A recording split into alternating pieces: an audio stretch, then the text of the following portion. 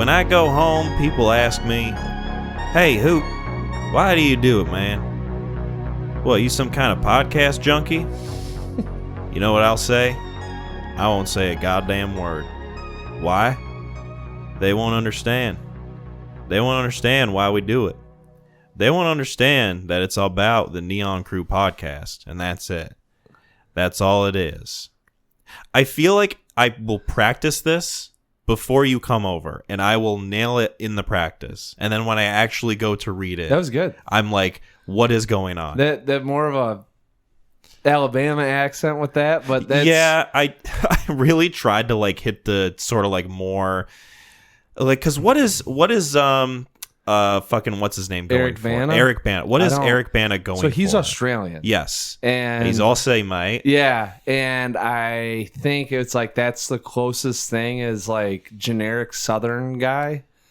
There's a lot of like insert dialect guys going on in Black Hawk Down. Yes. But Tom Hardy's in it too. Yes. I was so pissed watching that movie, seeing him again. I'm like, why the fuck does he sound normal in this? And then it's because he's a baby.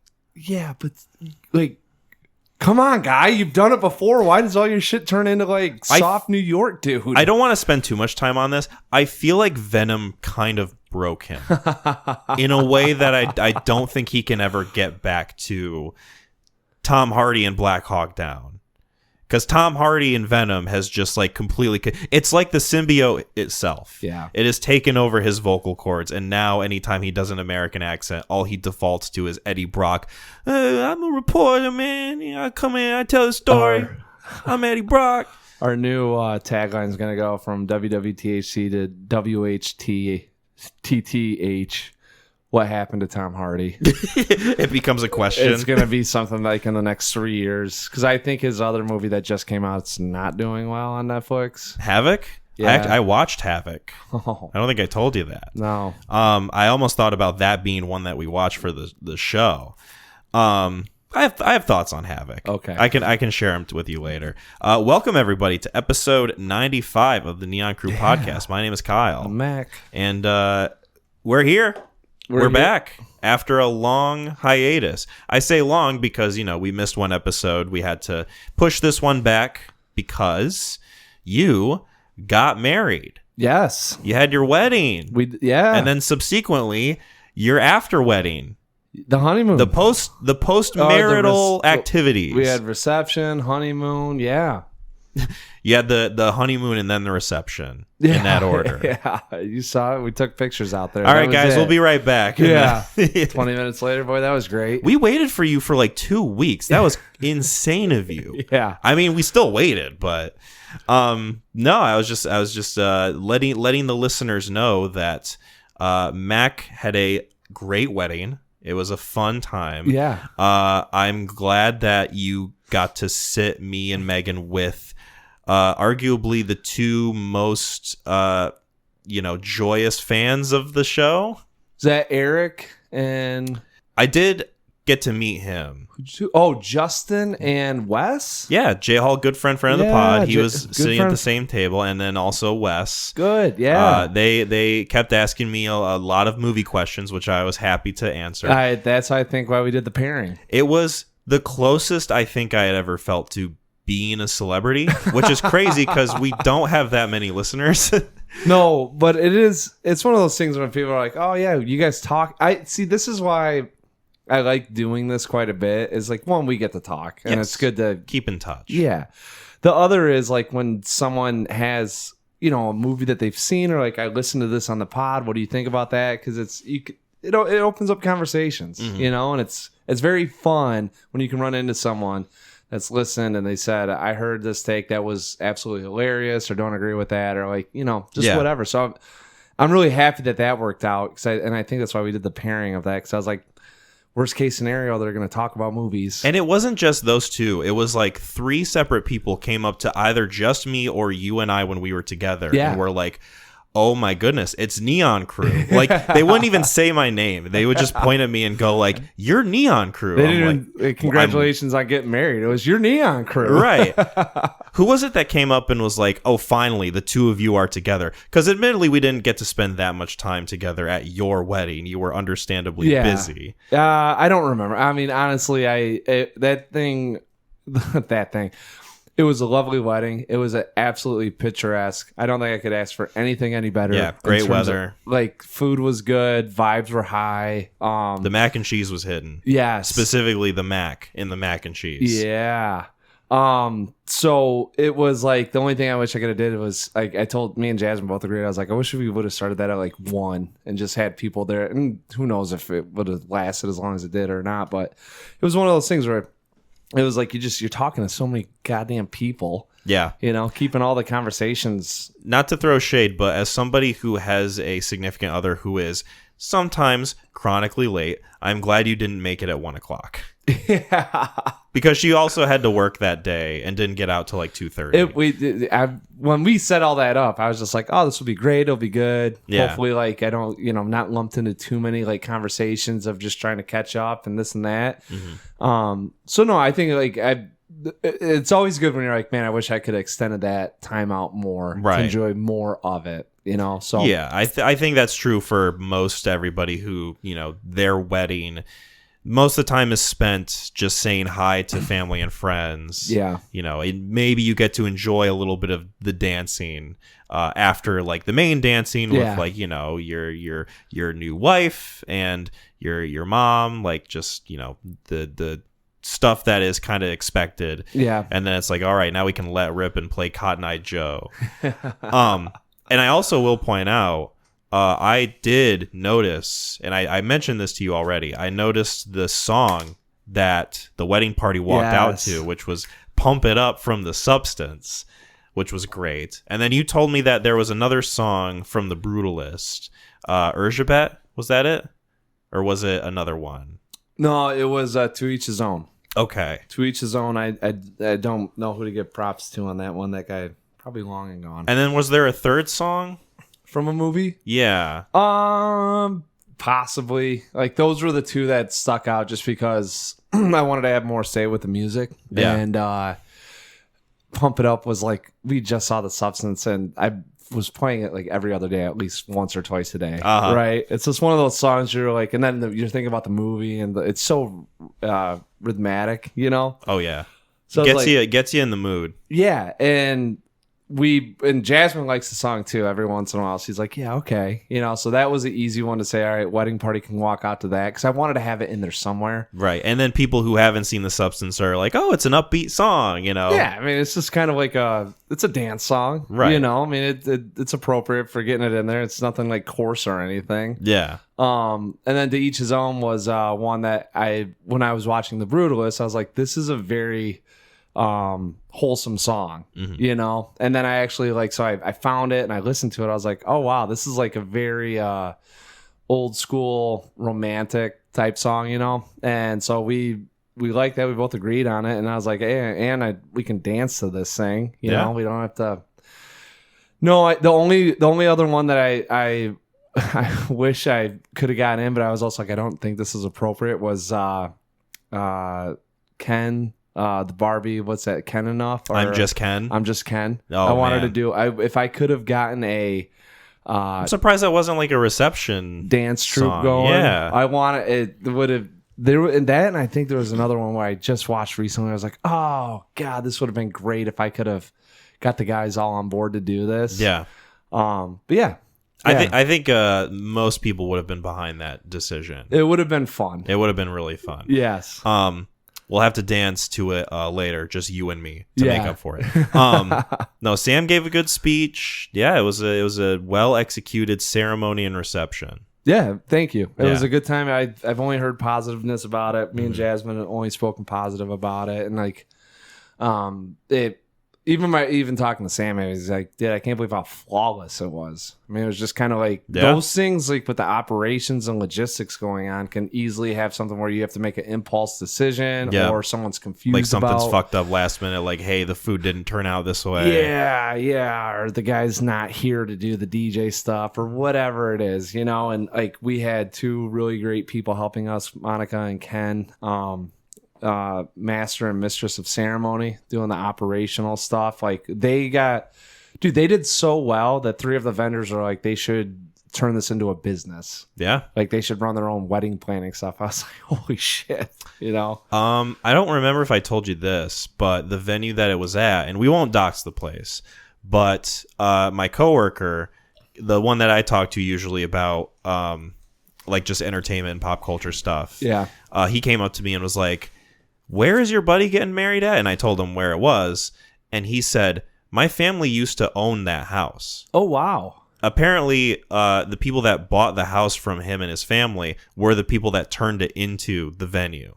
Yeah. So that was just a fun little fact. Because he told me he was scrolling through Facebook and he saw because he follows the page. Yep. And he saw your guys' face pop up and he's like, where have I seen him before? Like, he hasn't met you. Like, you don't know who he is. Right, but he's right. just someone who, like, follows the Neon Crew podcast. Yeah. And, like, I'll put our faces on stuff or whatever. And he was like, that's Mac. That's awesome. Mac's getting married at my old house. That's awesome. Yeah. They did a good job, too. They're very welcoming. And, I mean, your buddy, his family did a great job maintaining that house.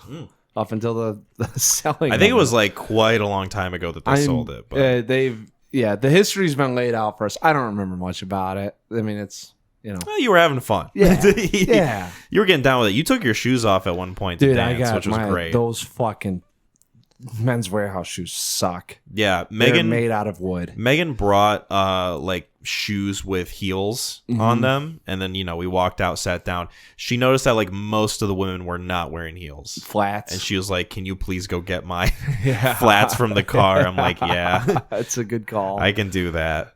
She thinks ahead, man. Let me tell you. Well, speaking of heads, we got some heads rolling. Oh, maybe in Thunderbolts. Yeah. Asterisk. And I say asterisk because that is important. It is. One of the things that was a lot of questions leading up to it. Yeah, absolutely. So Thunderbolts is a film that we watched. It is a 2025 superhero film from the MCU, Marvel Cinematic Universe. It is the, usually Wikipedia tells me, the 36th film in the MCU. Crazy that we're 36 movies deep into this through line of a universe. It stars Florence Pugh as Yelena Belova, and she is sort of a little bit wayward ever since the I guess I won't give like finer details, but events of family life.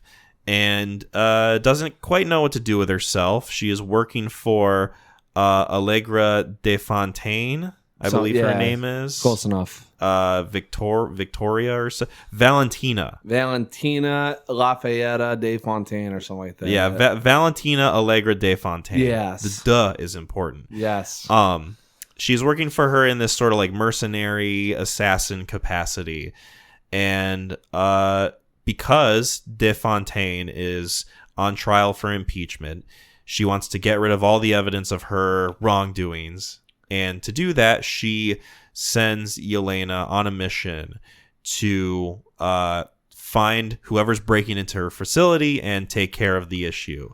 Well, it turns out that she was set up by her, along with a few other familiar faces, including Walker, who plays U.S. Agent, aka former Captain America. You've got Ghost from Ant-Man and the Wasp. Not Quantumania, just the second one. You've got Taskmaster, who has a very impressionable presence in this movie, I will say.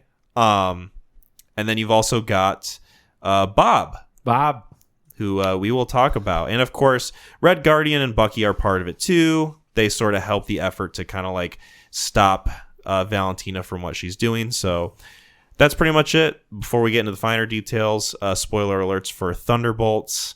So this is my second time watching this movie because I had seen it, and then I think you said something about watching Thunderbolts, pairing it with Black Hawk Down. Mm-hmm. So I was like, okay, well, probably shouldn't rely on 3-week-old knowledge to discuss this movie, especially if I've seen a good chunk of films in between. So I went and I saw this again, which I think really did help my opinion of the movie.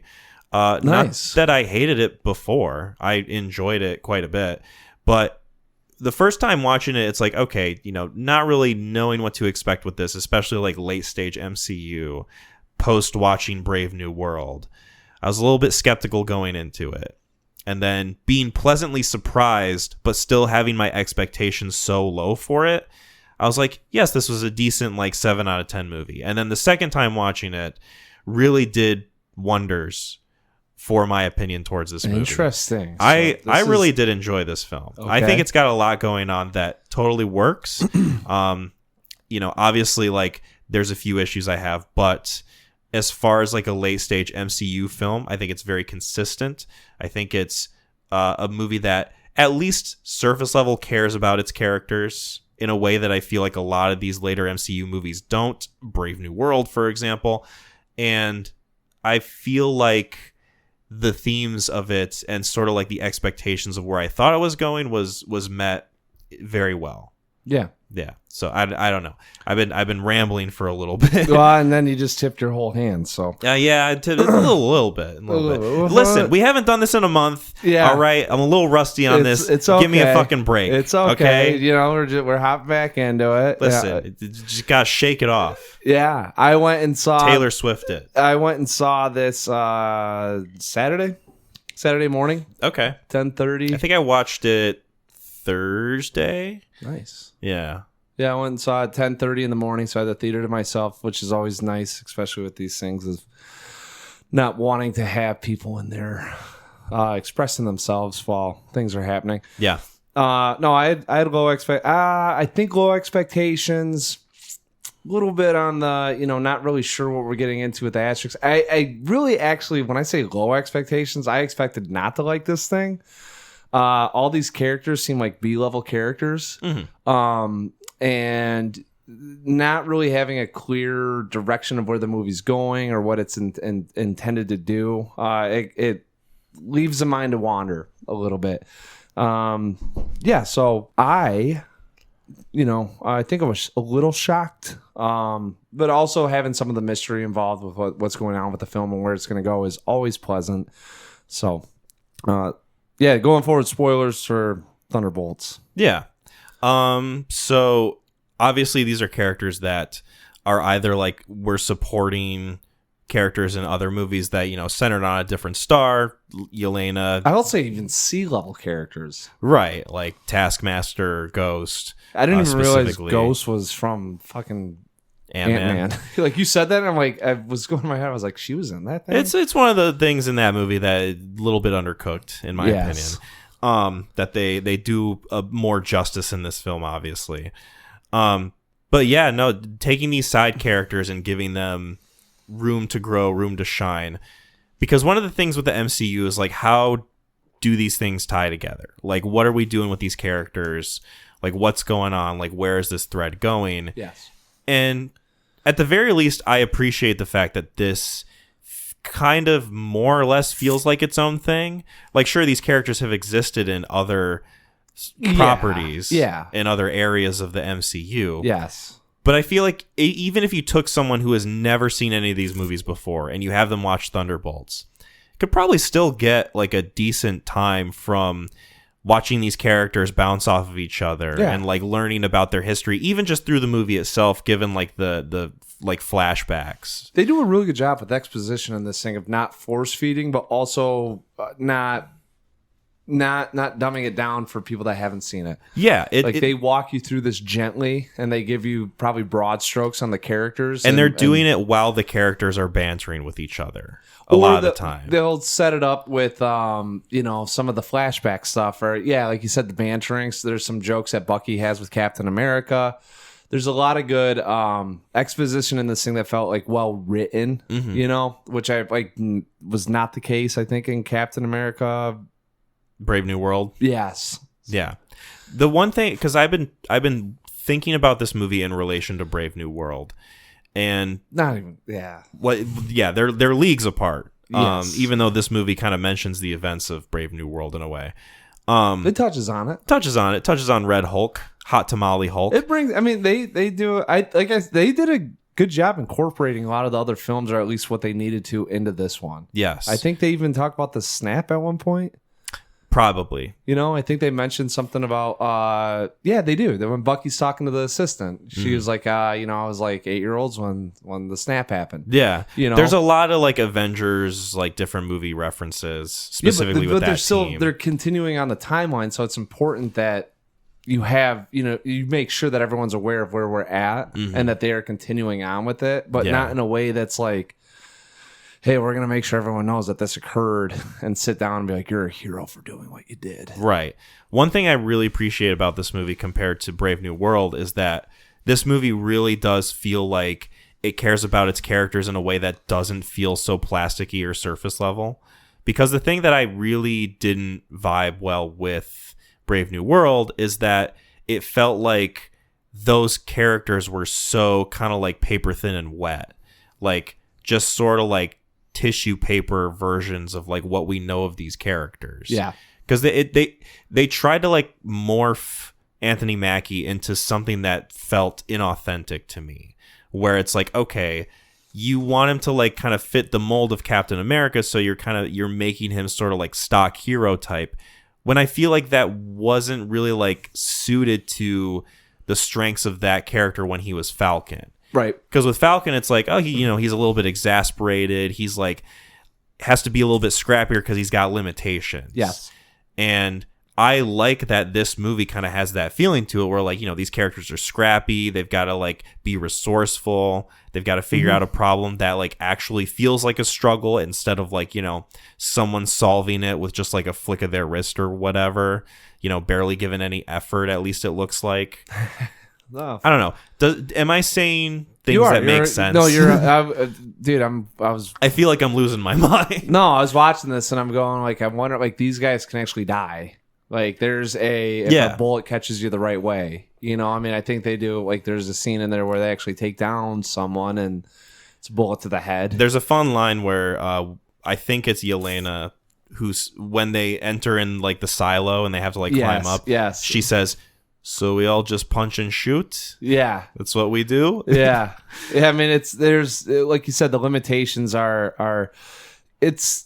they do a good job of not having to force that, right? And like you said, I mean, the choreography and the stuff and the fighting that goes on, and they're still super, they got the super serum in them, or some of them do. I mean, it's still, there's questions that you have, but they put you in a little bit more of a realistic environment. Yeah. For like, hey, that they have limitations, but also this isn't going to be like Captain, the new Captain America flying and shooting down F-18s. Right. Like these guys can't just like fly their way out of a situation. Yeah. Yeah. And the environment that they're in also makes a lot of sense on what they're capable of doing and how it showcases them with their strengths against probably what they're capable of handling. Yeah, it's show the limitations and the power that can have during a movie. Yeah, and that's where I agree with you on that sense, in which the Captain America felt like they were like, hey, we have this character who is flawed in a sense of he doesn't have what Steve Rogers had, but we're going to move past that.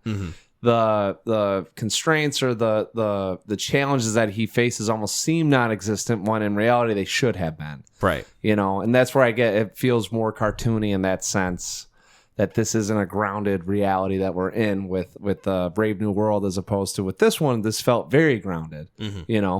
Absolutely. But it still manages to like retain that Marvel through line that I think people who like are huge fans of this franchise can recognize and enjoy. The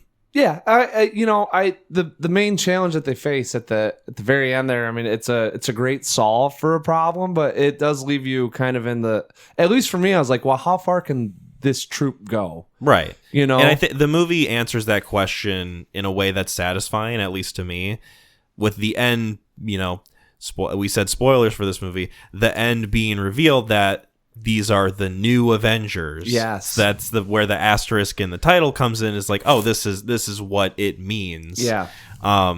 And that like sort of post-credit scene time jump of like, oh, they've been working together for a while, and they have like an established dynamic that's like kind of fun and interesting.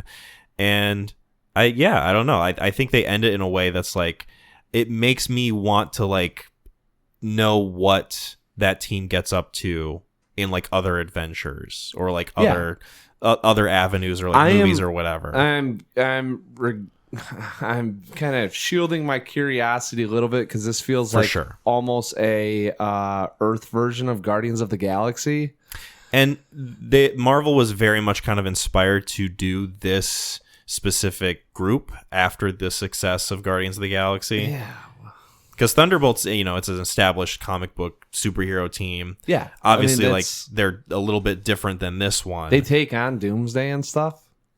In the comics, I have no clue. Okay. I mean, I'm a nerd. I'm not that much of a nerd. I did a little bit of reading just on, and we'll probably talk about him, Bob. Yes. And I was very curious how they were going to attach some of these. I mean, this troop going against, almost like impossible odds. Mm-hmm. And like you said, limitations. I'm kind of wondering how they're going to make it believable. We'll see what the Russos have cooking up for us. Yeah. They've had hit after hit the last 5 years. Yikes. Yikes. So let's talk about the performances. Yep. Kind of kick off a specific discussion through line. I really enjoyed most, if not all, of the performances in this movie. Agreed. I think the standout for me, obviously, is Florence Pugh. Her being the lead in this film. I've been a fan of her since I saw her in Midsommar. Obviously, Oppenheimer. I think she's great. She's fun. The Russian accent thing still annoys me. I mean, I think I was able to kind of, get used to it, I guess, between like her and David Harbour, like talking at each other in Russian accents. I didn't think he sounded bad at all. She kind of comes out sometimes like he's very caricature like Russian guy. Oh yeah, he's basically like laying on thick. Yeah, it's like if you basically resurrected Rasputin and had him be a super soldier, which is fun. I mean, but at least like with hers, I mean, there's sometimes where like because she has so much emotionality that comes in, it's like you can't help but break through some of that. So it distracts me. It's not as bad as Wanda, but oh yeah, Jesus, you want to talk about the worst case of that? Her going from Age of Ultron, where she's like, you killed my family, I will take my revenge on you, to Infinity War, where she's like, what's wrong, Vision? Yeah. Was it a bad dream again? She acclimated very well to the American lifestyle. I very well, apparently. Florence Pugh she was really good in this. Wyatt Russell has like a very it almost feels like it was just him being him, which I didn't know if I liked or not. I enjoyed him being kind of like the peaked in high school douchebag that has like a public incident that cancels him. Yeah. And is like kind of trying to make it right, but also is just an asshole. I enjoyed that a lot. I liked his performance. Yes. I haven't seen Falcon and the Winter Soldier, which is where he was introduced, where those characters have like a bit of history. He's playing it up, and he like where you see him at is the evolution of where he goes in that show. Yeah. So I did appreciate that because I was like, I feel like he's tapping into where that guy would have ended up at. Mm-hmm. Yeah. Ghost was maybe the weakest for me, but it's only because I don't really know. I feel like they didn't give her as much to do. She was mostly just kind of like bouncing off Yelena and Walker. Yes. After a certain point, which is that's fine, but like I don't know, it felt like those characters had a little bit more going for them, and with her, it's just like, oh yeah, my body can't leave this suit or else it'll like dematerialize, and I have to like wear this the whole time. You had the Red Guardian, so David Harbour and Florence Pugh were in a movie. Yes. Set up their stories. Yep. Right? You had Wyatt Russell was in a show. Yep. Set up his character. Mm-hmm.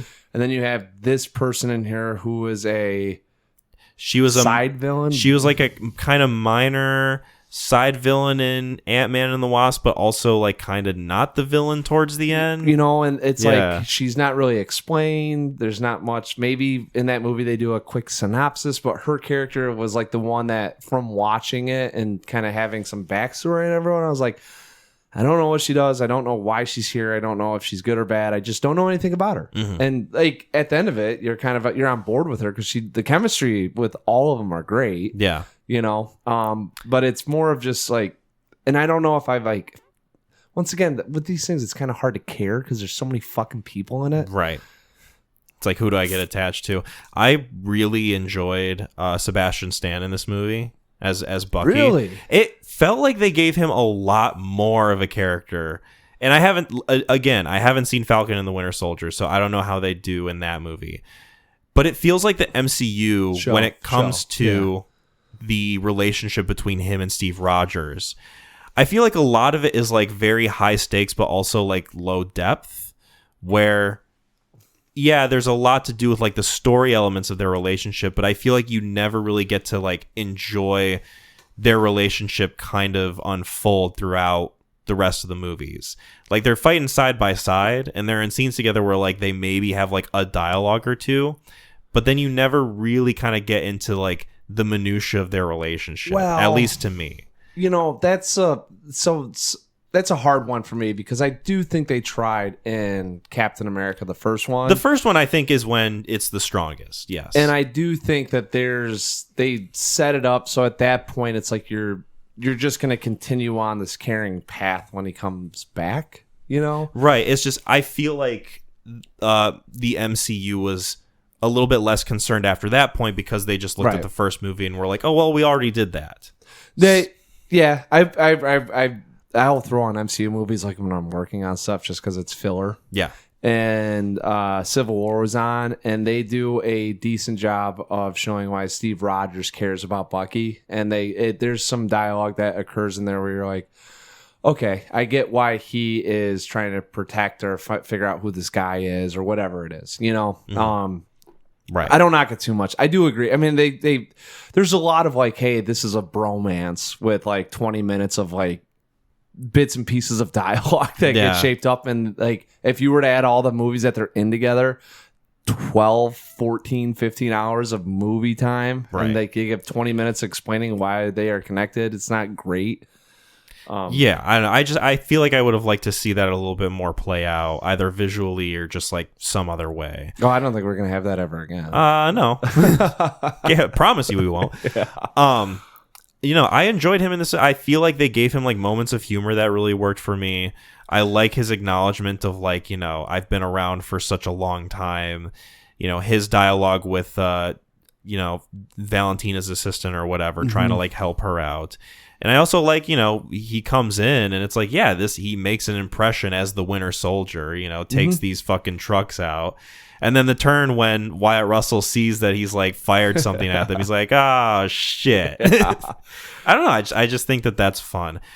I feel like, and we'll get to Bob.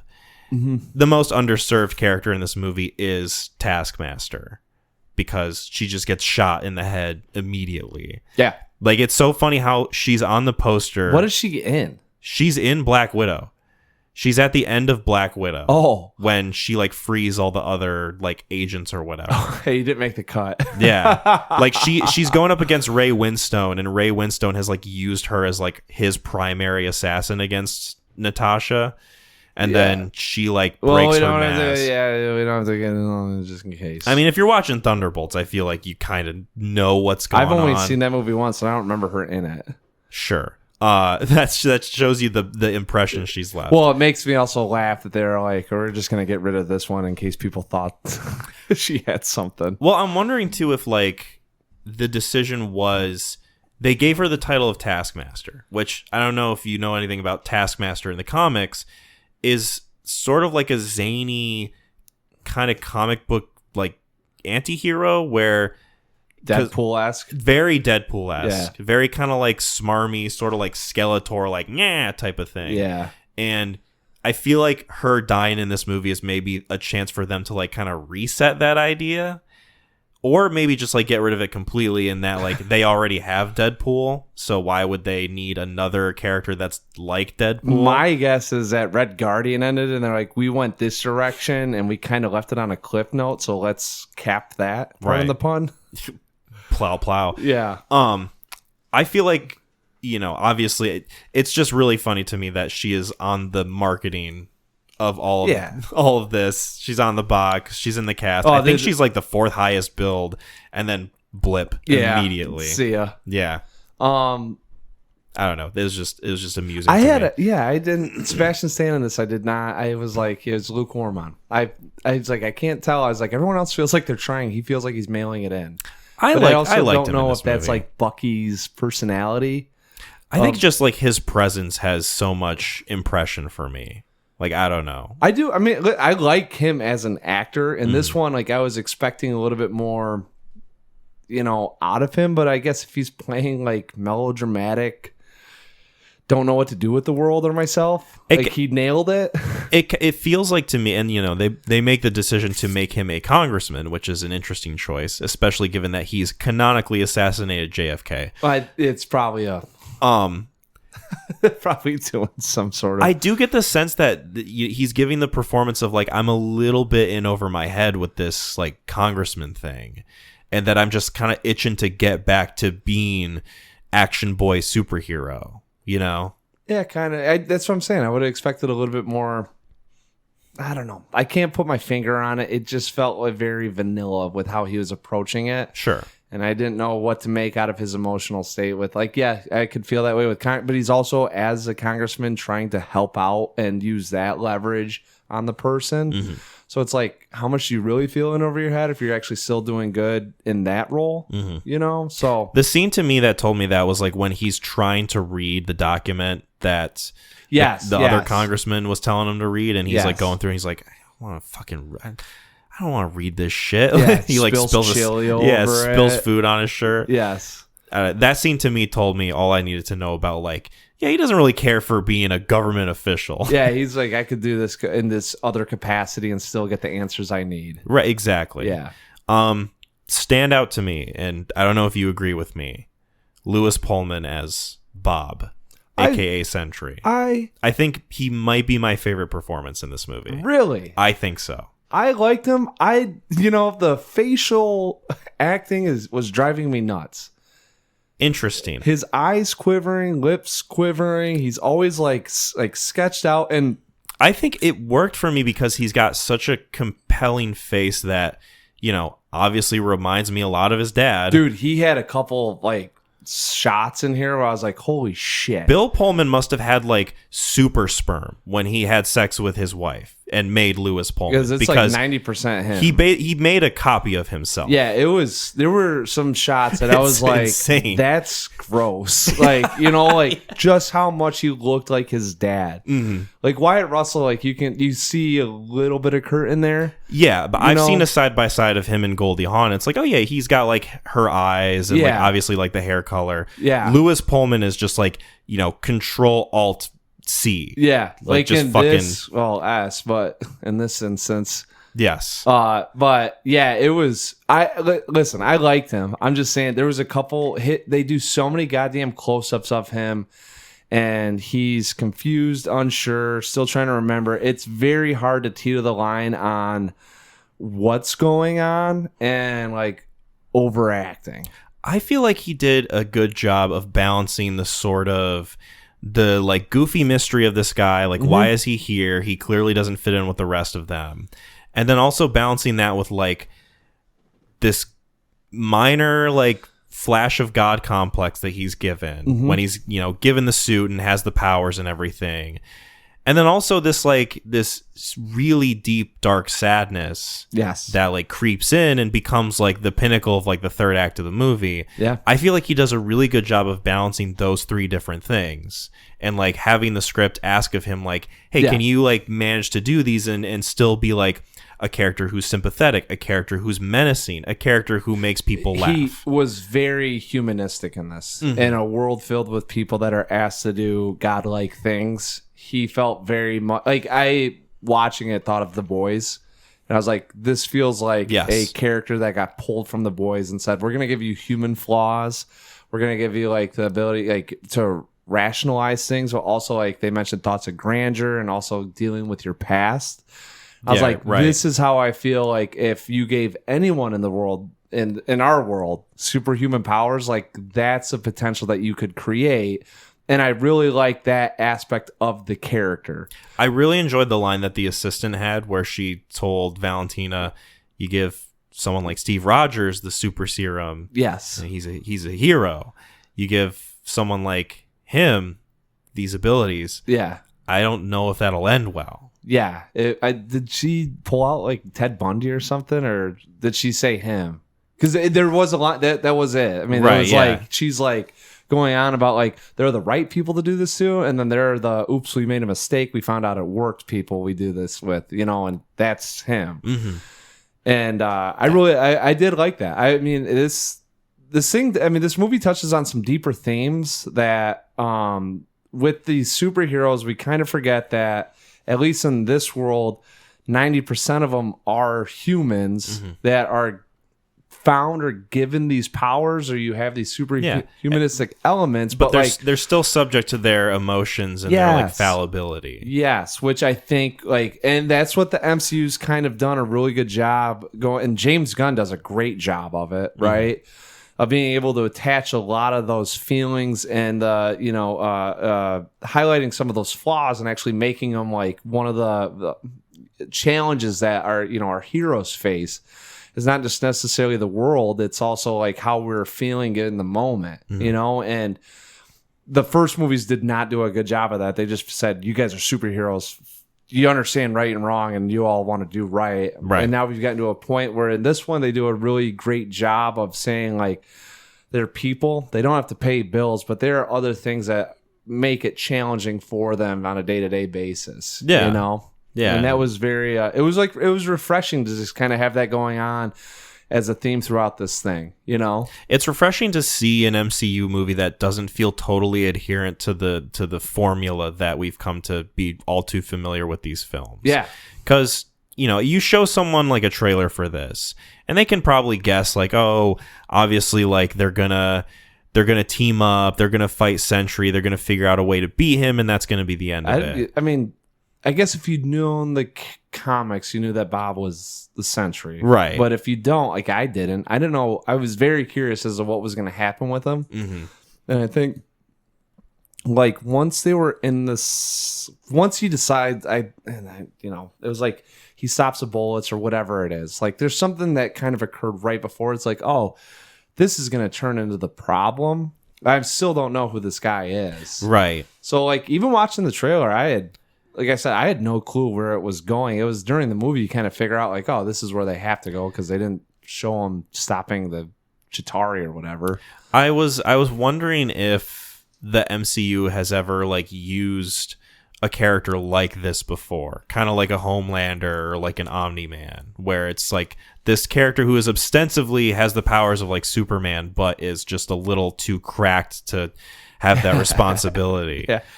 And I guess the closest would be like Adam Warlock, but even Adam Warlock is more of like a gimmick character. Is that Brave New World? That is Guardians 3, Will Poulter. Yeah. Yeah, and he's obviously like he's a focus in that movie, but he's not like the thing that's right going on, really. Right. He's just, to me, like good flavor that's added on top of an already great sandwich. Yeah. No, I really think Lewis Pullman in this movie is great. Do you know who was originally supposed to play Bob? Tom Hardy. Fucking get out of here. Stephen Yeun. Oh, Glenn from Walking Dead. Yeah.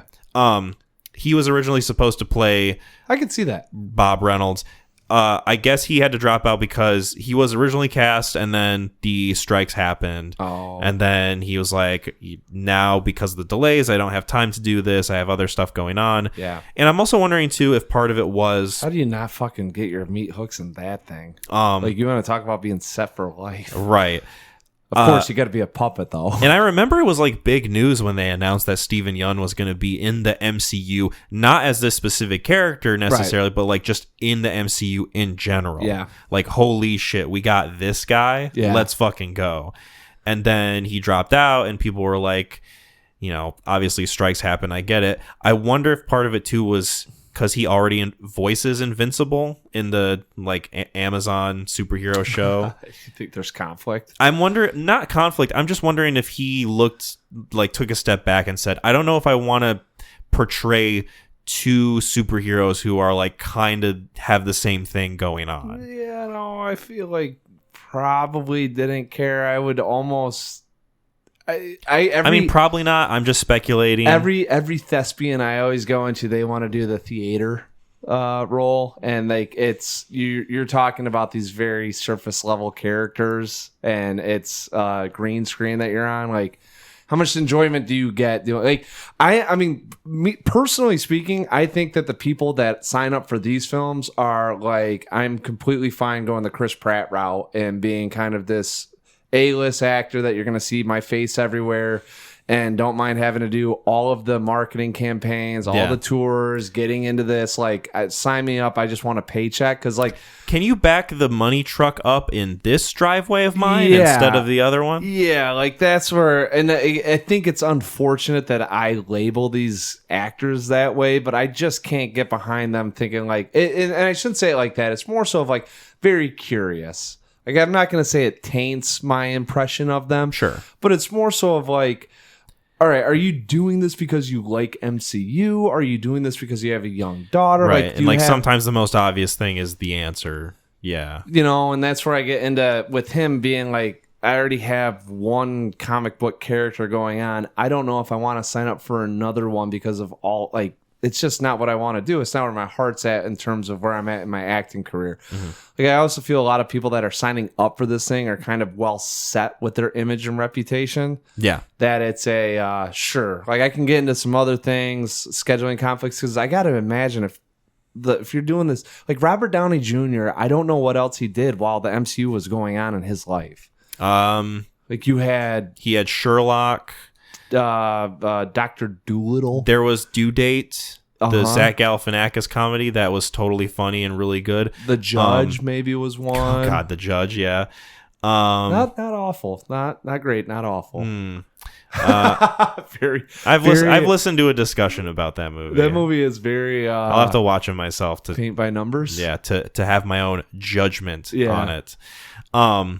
Yeah, I think that's kind of it, right? That's my point, is that you are signing up to be in these blockbuster films. You're on the marketing campaign. Like, your life is committed to MCU. So I think it's not to say you're signing, your soul over to the devil, but like, you are saying, I am going to ingrain myself in this lifestyle. Yeah, and I'm okay with like people knowing me as this Marvel character. Yeah. And if that's all they know me for, then whatever. Yeah, you might get typecast. Like Sebastian Stan's really broken out from Sebastian Stan is like the one guy who's kind of like made his image in the MCU work to his advantage when it comes to like getting other movies off the ground. Yeah, and I mean, there are other people like Mark Ruffalo who stepped in at a later time, so he's already kind of established. Like, but then you do have some people that are typecast, and that's how you just know them. You see their face, and you go, "Oh, he was in this movie, or she was in that movie." Yep. And so Stephen Yeun, I would,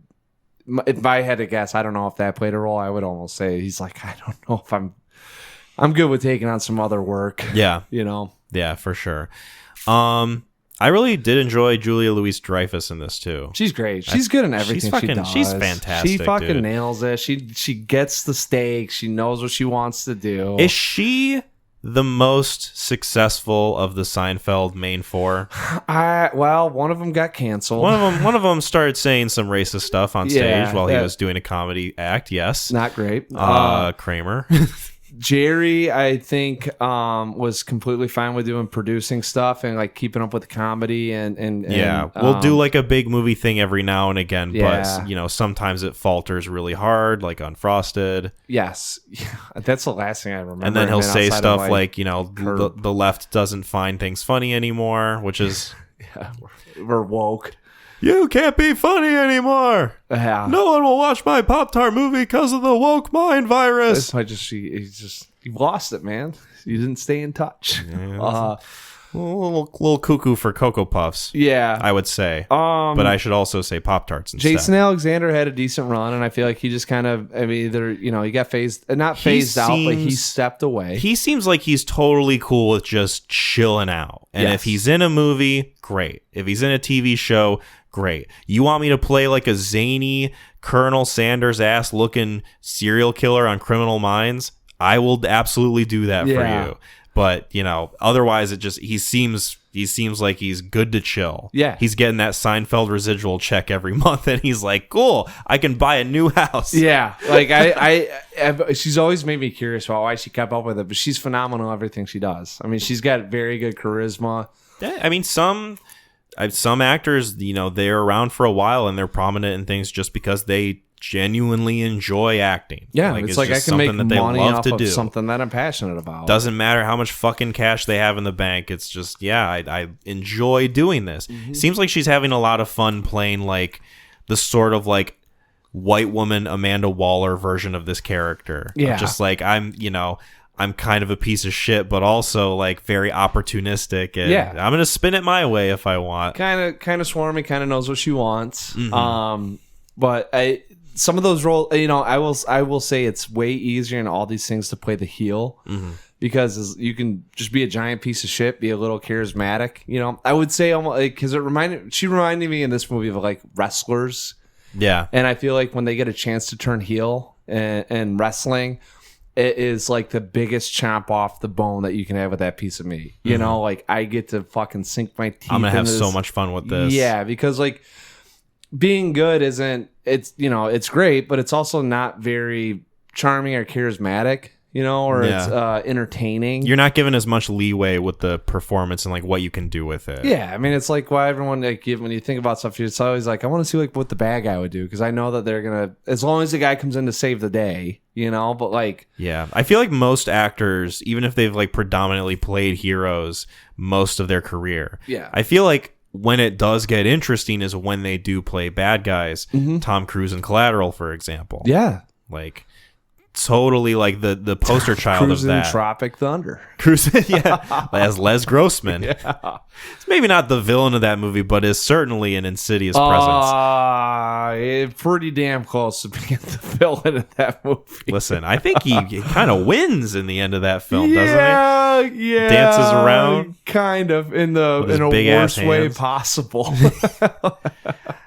So let's talk about I kind of want to jump to the ending just because I really do like how this ends, in that like it's not a typical Marvel like, we shoot laser at bad guy, they die, or like we throw them in a volcano and they explode. Yeah. It is a movie that is resolved because characters decide to embrace what's going on. Yeah. And like they hug each other, and it's, I don't know, I really do enjoy that. And I feel like, given my relationship with the MCU, and there's like a certain level of detachment that I have with the characters and things going on, we're like 36 movies deep, right? Yeah. I can't be too bothered to like get that invested in what's going on, but at the same time, them all like kind of like embracing and hugging each other to stop the villain, which is just basically like Bob's depression. Yeah, I mean, it's manifest. Yeah, personified, to manifested. Me, yeah, is an effective way to end this movie. I don't think there's another way to conclude this that would be better. No, I don't know. I completely appropriate. It was the human touch and how we're able to care for each other and how we're able to help out. I mean, this thing has like a lot of mental health stuff that it kind of touches on and dives into. Mm-hmm.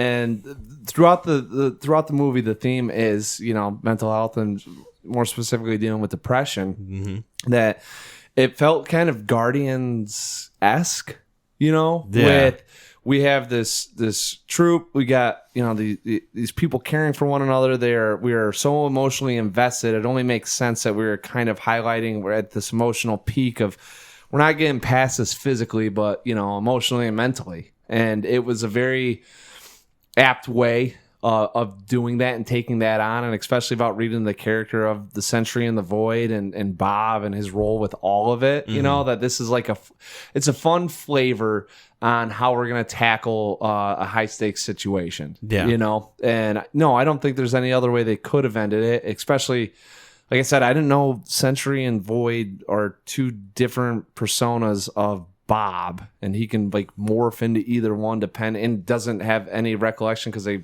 block each other from the other one knowing. Yeah, he's got like a thing where anytime he like turns into one or the other, his memory like resets a bit. Yeah. And I was worried that like, you know, the second time watching this, I was worried that like the emotional impact of the Embrace solving the issue and then them coming back and him not having his memories would be like kind of dulling the moment. But I feel like you can still tell like, oh, there is an effect going on in like his emotional core, even if he doesn't fully remember what happened, that is like set in stone. I think it's either or. He might not have that memory of who he is or what he stands for, but there's more deeper to the core, you know, in the brain than it is like it's completely like wiped clean. Yeah. You know, and I think like once you activate one of these three personas of his, the other two are just, they're not. Well, it's like multiple personality. Yeah, it reminded me a little bit of like Split that way. Yes, where it's like I don't know when I tap into that guy because that one just takes over, you know. But at the core of it all, there's still you in there. You know, it's just you've developed all these different identities that you're able to tap into, almost with that identity taking over, kind of like a person that goes undercover. You know. Yeah. I mean, like you're this person for so long, you kind of forget who you were in this other world, and I like that they were able to, and they do a good job setting it up that you know he can't remember things. So like it is completely plausible that when the events happen, he doesn't remember. It's not like something that just kind of, you know, Deus Ex Machina. Deus Ex Machina. Deus Ex Machina, where it's like, oh yeah, hey, this just amnesia. You know? Right. Like, boom, there you go. You don't remember. Like they do a good job setting it up, and so like when it happens and they have that dialogue, you go, yeah, I guess that makes sense. I mean, he kept saying, why shouldn't I believe it now? Yeah, you know. I enjoy the dialogue that he had with Julia Louis-Dreyfus when they're in like the weird kind of like set up bedroom. Yeah, why am I gonna kill them? Right. Oh, are you saying before all that, or like before that? But that's also really good too. I love that. That was gives a good him moment. the ability to rationalize. Like there's sometimes with these movies you're like, are they like Civil War does a really good job of taking the philosophy of you know, what should there be governance over what we're doing because of all the lives that we're putting at risk? And with that, is there an agenda, right? Or should we take matters into our own hands, knowing that use our best judgment? Yeah, and that's a good philosophical movie when it comes to the MCU stuff on asking a question that we all think about, right?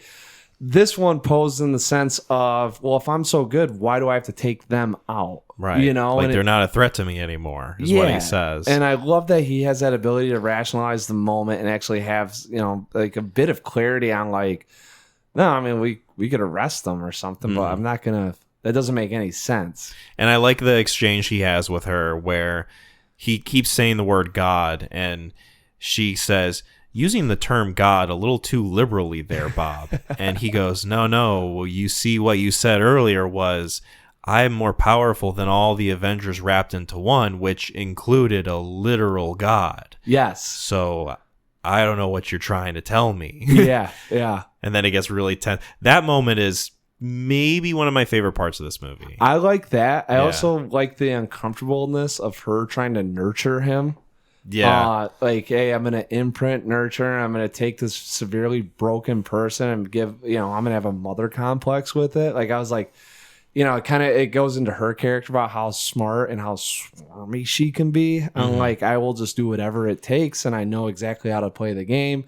And then I really liked it when she's thwarted by him being able to come back and, you know, actually be able to, hey, you're not this person. You don't get to control me. I'm going to make my own decisions, and having her have that oh shit moment of like, yikes. Yeah. You know, like I definitely thought I was in control of the situation, and now I am not.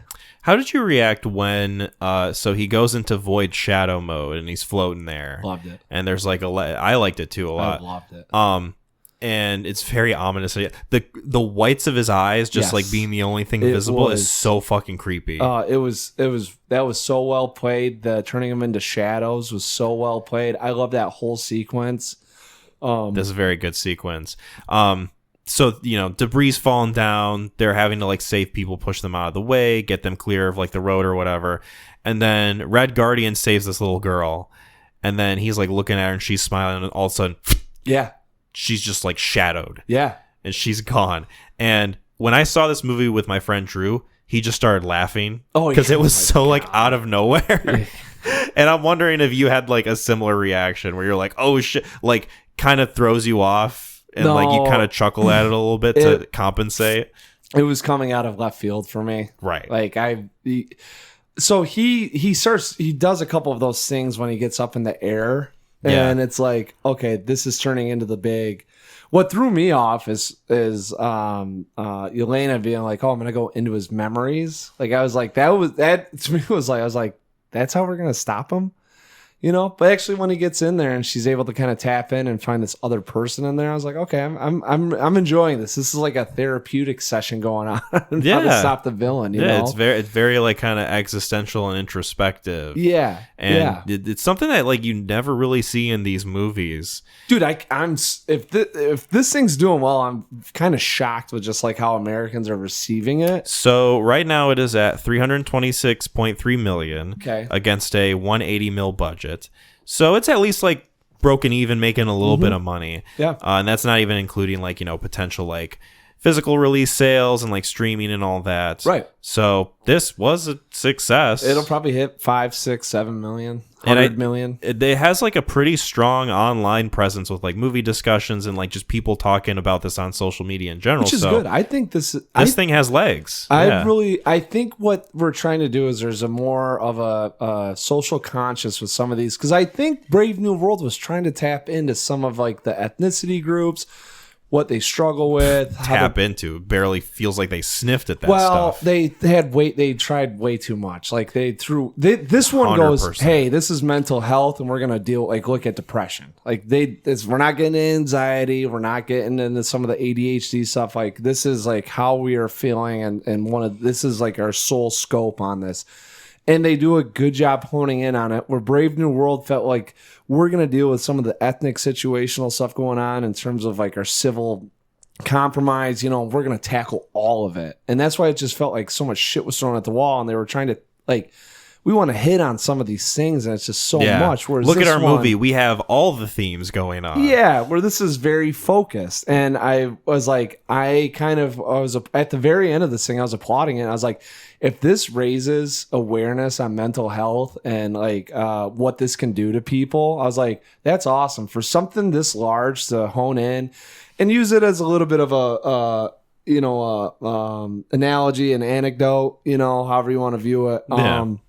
As a way to kind of inspire or champion some of that stuff, like that's awesome. Yeah, at least like get people thinking about it as like a conversation. Yeah, and I think if this movie came out like this 15 years ago, this thing's getting shit on. And that's what my fear was with 1,000%. Right? I was thinking about this the other day of like, what if they released this movie in like phase 1 MCU? Like, how the fuck would people take this? People are fucking like, oh, this guy's soft. Like a bunch of different shit. Whereas with this one, I was like, I'm very curious as the success this has, because this is such a touchy subject to be able to like, hey, I'm going to take my 13-year-old kid to see this thing, and it's going to have some higher level stuff that maybe we haven't addressed as a society. And he's going to have an emotional state seeing this.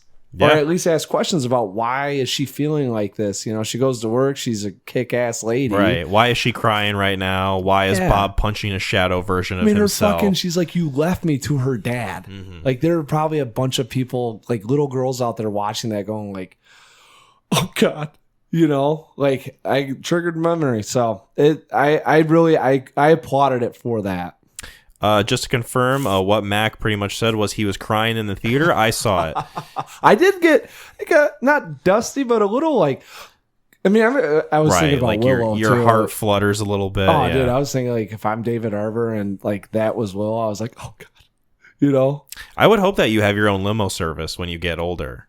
That would be that'd be great. We wouldn't have to record in this room anymore. We just record in the back of your car. VHS tapes of him standing next to Stalin, waving to the crowd. Fucking turns the disco ball on in the back. What is going on back here? Yeah. If you see who are your clients? Gulp, do not drink out of it. Yeah.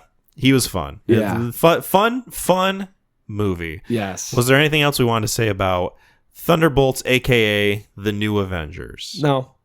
What about that post-credit? Did you stick around for the post-credit scene? I saw one, and I was about to get off because I was doing some football stuff, so I was running somewhere else immediately after it, and I was like, all right, was that it? That can't be it. Was that it? That can't be it. Google, hey, is there another one? And then it said, stay at the very last scene. There's like a 4-minute scene or something like that. I was like, okay. A 4-minute? Fantastic 4-minute? So it's funny. Watching this movie with Drew the first time, he pointed out to me that the credits kind of spoiled the post-credit scene because in the music section for like the tracks that they have, it said like Fantastic Four theme. Oh. And I was like, oh, okay. And he didn't tell me until afterwards because I didn't spot it, but he did. Right. It's actually funny because when I have to stick around for that stuff, I try to look out for. I did not even. They also have the trailer before that thing, and I don't know if it's just like an association thing where you just feel like it's in the movie. But anyways, I'm not gonna say I caught it. I definitely didn't notice it. No, I like what it seems like it's setting up, and we'll see how it plays out. Dude, when that movie is Fantastic Four comes out. Low expectation. Really, I'm not like excited for it, but I'm cautiously optimistic. These movies now are like the next one that involves the Thunderbolts. Mm-hmm. My expectations will be higher until they prove to me that they can get something off the ground here. Like I am just like Brave New World, low expectations. Hit those expectations. Right. I think that's kind of how you have to approach any of these movies now. Yeah, and that's how it was when they were first coming out with all this shit, right? Right. It was low expectations. The origin movies were not that great. Who the fuck is this Chris Hemsworth guy? Yeah. Well, playing Thor? This gay-ass hammer boy? Again, I'm not saying that. That's the audience saying that. Yeah, exactly. But and then eventually you get to Endgame where your expectations are fucking right up there and they got to hit that, right? Mm-hmm. And then we found out after all this stuff is our expectations stayed there. These things fucking sucked. Damn. Yeah, no, I totally get that. You just kind of have to go in it with like a little bit of a brace going on. You gotta hold yourself back a bit. Well, we could be different too. Cautiously optimistic. The thing looks good. Fantastic Four, that is. It looks good. They got some good actors. How obnoxious would it be for this podcast if I was just like such a diehard Marvel fan and I just like gave every single movie a 10 out of 10, and you just had to come in and be like, God damn it, we're covering Brave New World, and Kyle's gonna fucking tell me why Red Hulk is cool. No, I would say that I respect your opinion on things. So, like, I would love to hear your perspective and also tell you, hey, that's wrong. But, but I definitely like hearing abstract thoughts and different perspective on things. Like, that's why we do it. Movies aren't just black and white. I mean, everyone's going to have a different take. And that's one of the fun things about this. Absolutely. Let's get into ratings. Yes. I go first. Yes, right? That's right. Okay. Like I said, I mean, this thing exceeded my expectations. Very enjoyable time. The chemistry between the characters I thought was like fantastic. The stakes weren't that high, I guess, given that some other universe isn't barreling down our universe. Right. And the dialogue's good. The exposition was great. I thought this thing was really well written. I even said after 30, 40 minutes of this thing, I like out loud, I was like, nah, this thing's like well written. Like they did a really good job, I think, establishing the characters, not force feeding, but not leaving those that don't know behind. Action was great. Choreography was good. Music in this thing's fun. And they touched on a very heavy theme, which I think, especially in a superhero fucking movie, is incredibly challenging, which goes back into the writing. As of right now, I'll have my opinions reserved if I do see this a second time, but this is a really solid 8 out of 10. Nice. Yeah. First time I saw this movie, I gave it a 7.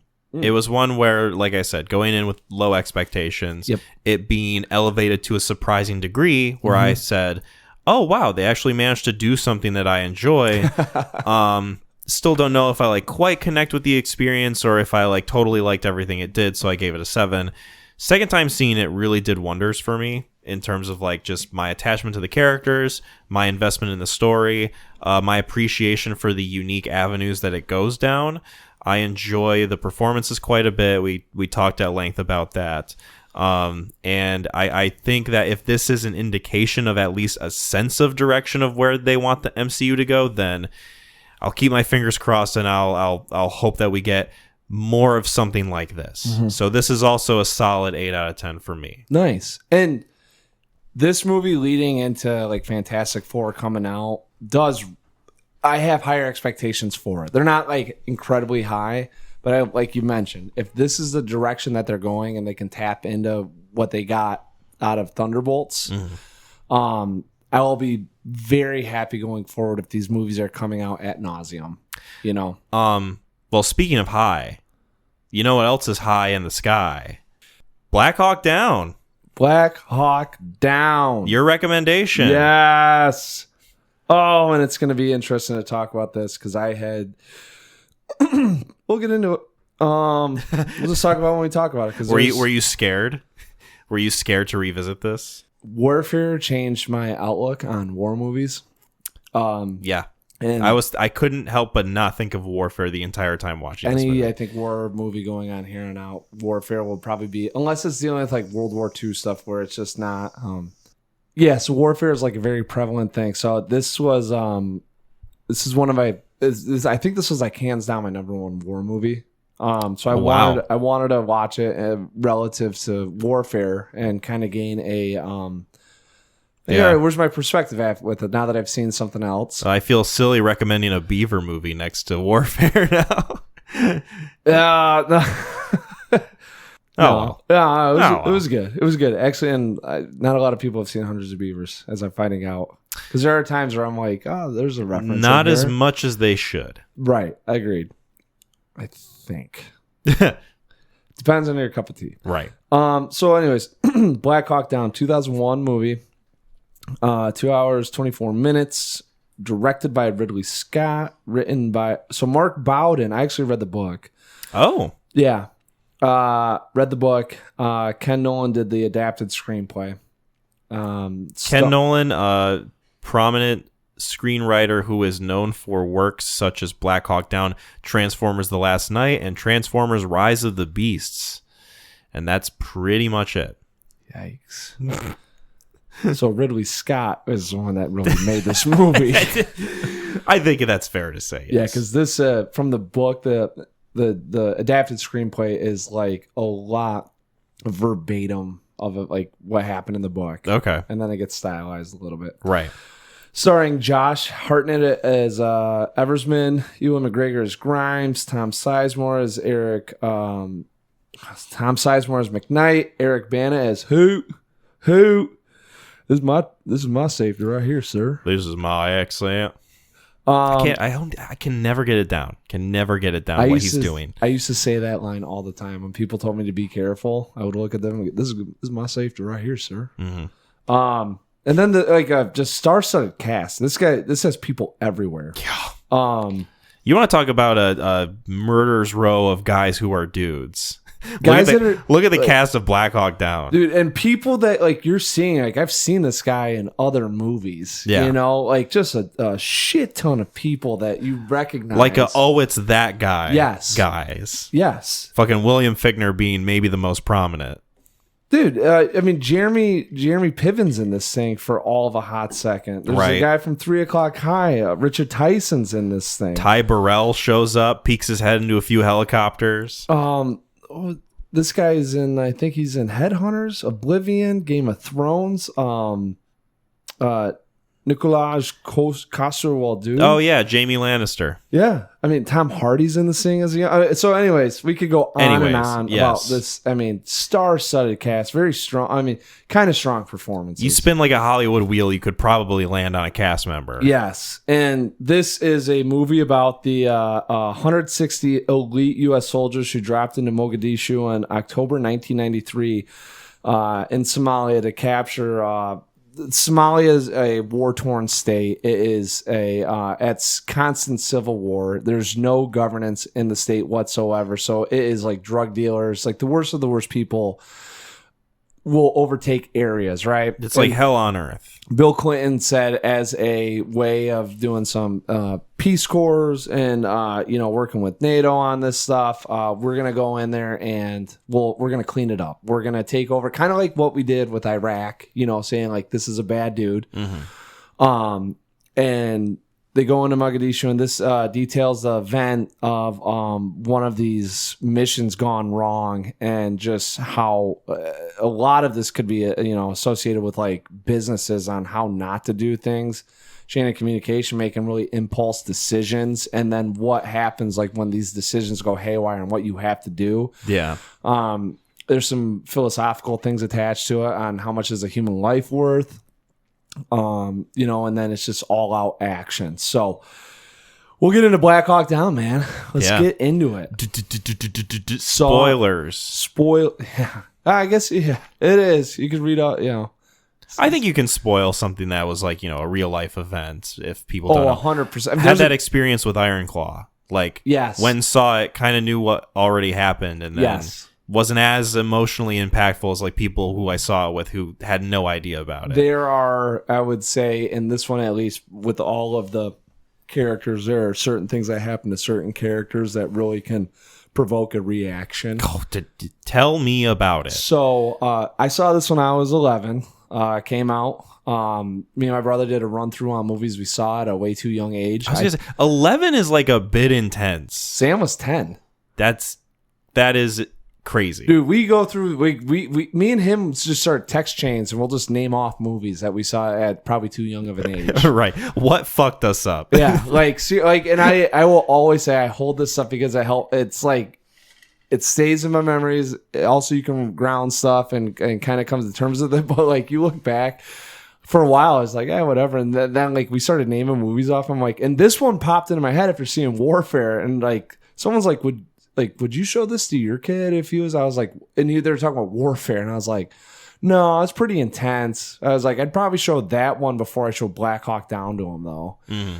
And then watching it, I am dying laughing at like all the shit I'm watching. I was like, oh wow, like I must have just breezed past this when we were watching this in theaters for it to be like, yeah, it's whatever, right? It's like, fun action movie. Yeah, exactly. Like, and I know like all this is fake. Like these actors aren't really, but like, and but you're not like thinking about the events. And actually, so the second time around, I was like, oh wow, there's a lot of emotions, and knowing like what these troops go through and the bonds that are created. This is like a woefully miserable experience of a movie in a way that's like making me feel things. Yeah, and like I said, I've seen this movie, like this is the first time I've had that perspective on it. Right.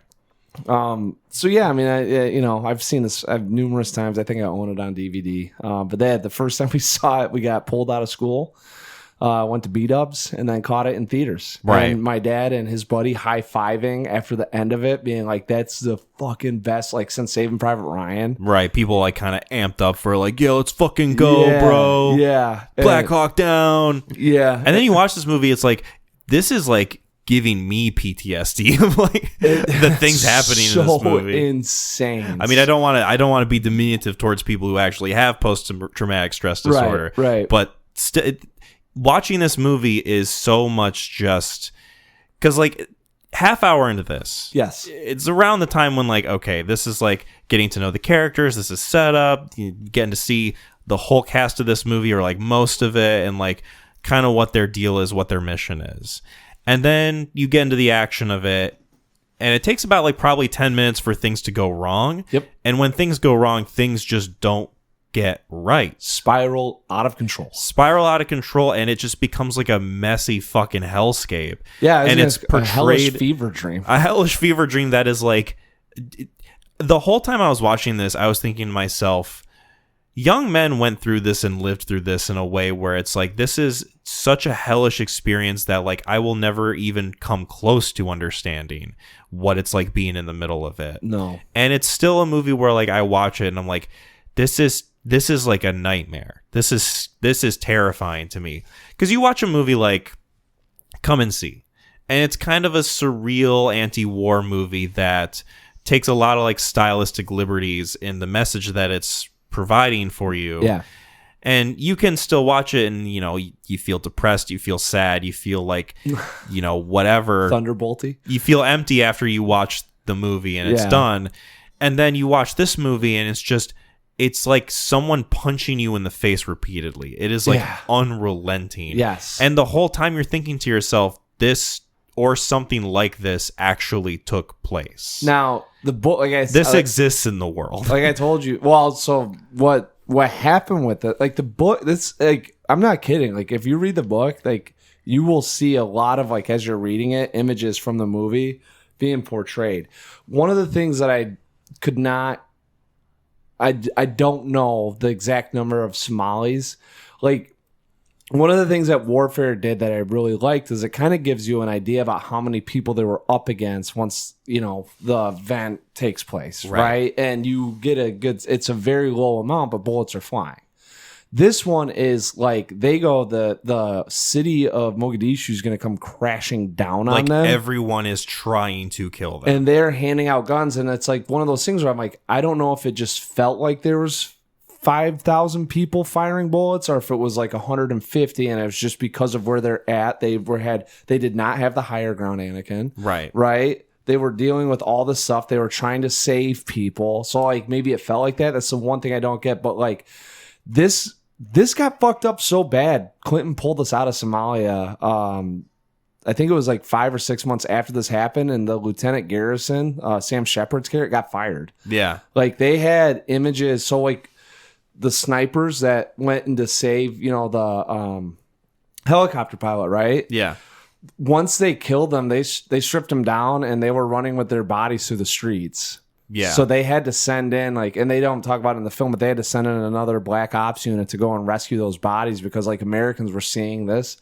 And Clinton was like, we're not going to turn this into Vietnam. Like, we're getting out. This has already been fucked up. Yep. We're going to cut our losses. Nope. Let's just get the fuck out of here. Yeah. There's an interesting, and I don't entirely remember like where the line is drawn, but there's an interesting thing where at the beginning of the conflict, you see like a lot of people coming down on them, but you also see a lot of people like trying to run and hide and like take cover through the streets. Yep. You get like a small moment where one of the soldiers, I forget who exactly it was, maybe it was the kid who plays Smalls in Sandlot. Yeah. He like kind of accidentally stumbles into a house as he's getting fired on, and he sees like the mother with like all the kids. Yeah. And they're just kind of like staring at him. He like waves at them, they wave back. It's like, okay, this is like the moment in which this movie like displays humanity with like the people of Somalia. It definitely displays humanity. And then after that, it is so woefully unconcerned with that it seems like the entire city of Mogadishu is just trying to kill these people in a way where I'm watching this movie going like, I'm entertained by what's going on. Like I'm feeling the viscerality of the experience of what these people are going through. How, like, when do we ask the question, is this problematic that like we're seeing like a bunch of white US soldiers come in and shoot all these black people? Like, is this a point that we need to really like introspectively think about? Like, do we need to discuss this, or is this something that like we should just meet at the face value of the movie, given like the time period it came out? Like, I think what was Ridley Scott's intention here? No, I think it was like he read the book and it's a I do have a sense that there are times where it's supposed to be somewhat American to like, we're going to showcase like some of these traumatic things that have happened. Like, we want you guys to understand, support the troops. And and this happens to be a very entertaining, and I hope I'm not using that word grotesquely, but like, it's captivating. Yes, captivating experience. So I don't think it's necessarily like we're looking at like a societal thing, because one of the things with Somalia that the book does highlight and talk about is some of the key connection geographically, I think, with trading routes, the piracy that goes on out there, like literal piracy. Captain Phillips is in Somalia. Right. And what it's doing to the rest of, like, I think maybe the African commerce industry, right? So, like, there were strategic gains for us to go in there and try to take care of a situation. It just happens to be in Africa. Right. So, like, I don't think that, that didn't come to mind. More so of, like, I felt really bad for the people in Somalia. They have a conversation with Eversman about it, and they're like, oh, you relate to the skinnies. They call them the skinnies. Yeah. And, they have a lot of great. What sucks in this thing is that there's so many fucking characters. They just have these bits and pieces of, like, kind of pondering moments. Yeah. And then you can't really highlight it or dive deeper into it. There's two things I want to, like, bring up in relation to this. One of them is, like, building off what you just said, how much interiority can we really have when there's no, like, real chance to linger on what's going on for too long? Which is one of the problems I have with the film. Given that, like, there is 30 characters that we see as recognizable Hollywood faces that we, like, stick with periodically, jumping from one to the other. All of them dropping moments like that, but there are definitely, like, 6 or 7 kind of higher concept times of, like, this is a great philosophy to challenge ourselves on with the human condition and what are we really doing, and then the governments that are coming to play. So yes, like, and it really sucks that it's like we're just gonna drop that nugget and then we're gonna go to the helicopter being down. Yeah. The most I think you ever really get is in relation to Eric Bana's character, which we can talk about later. The second thing I want to bring up is, as sort of like a counterpoint to me proposing the idea of, like, is this movie problematic because it's showing a bunch of white American dudes shooting black people? Yeah. This is, it seems to me, built upon a very specific situation that took place.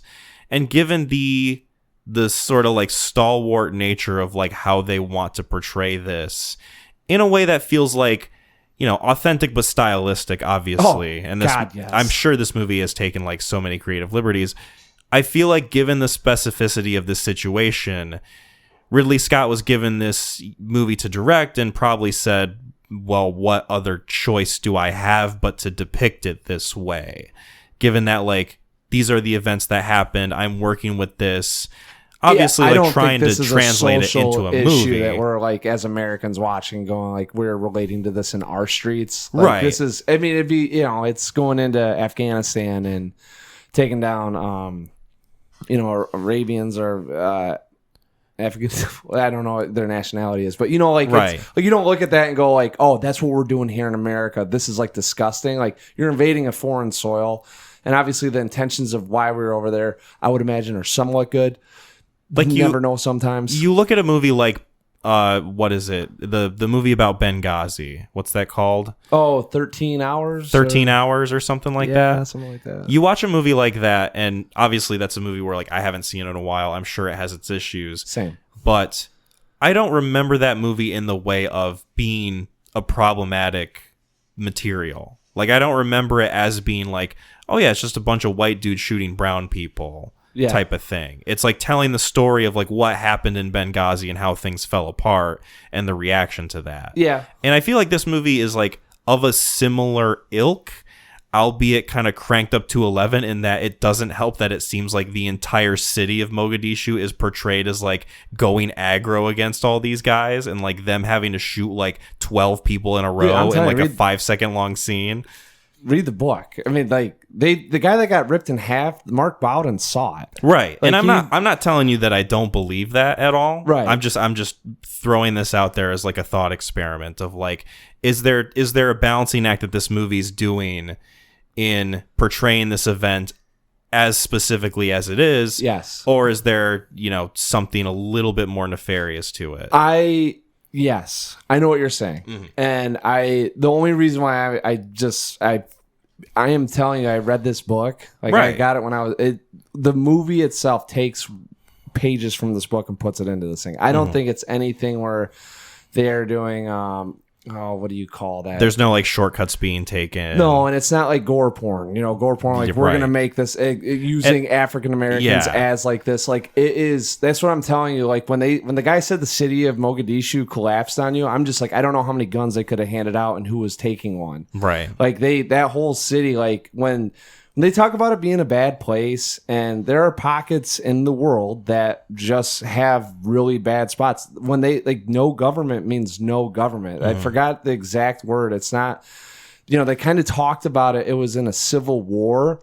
It was warlords claiming territory. So you take the mafia. If the mafia took over the United States, like you're going to bow to a king, or you're going to have someone that's doing all these nefarious things that go, these are my rules, and if you don't abide, we're killing you. Yeah. And that's what this area was going through. And so like when the US aid came in, and they were giving out the food, and the guys opened up fire, and they were taking out all the people trying to get food, and they were claiming it as Al Farouk Muhammad, or whoever was the warlord at the time, was claiming, like this is very, I'm not going to say realistic because I had my qualms with the movie, but in terms of events and how the city came crashing down, I feel like, as with anything, warfare has evolution, like we saw the evolution kind of from like World War II, you're storming the beaches. Vietnam War, it's starting to get more into guerrilla warfare tactics again, and you're going through foreign soil. I think we've gotten to the point now where everything is so tactical and strategic, at least on our end,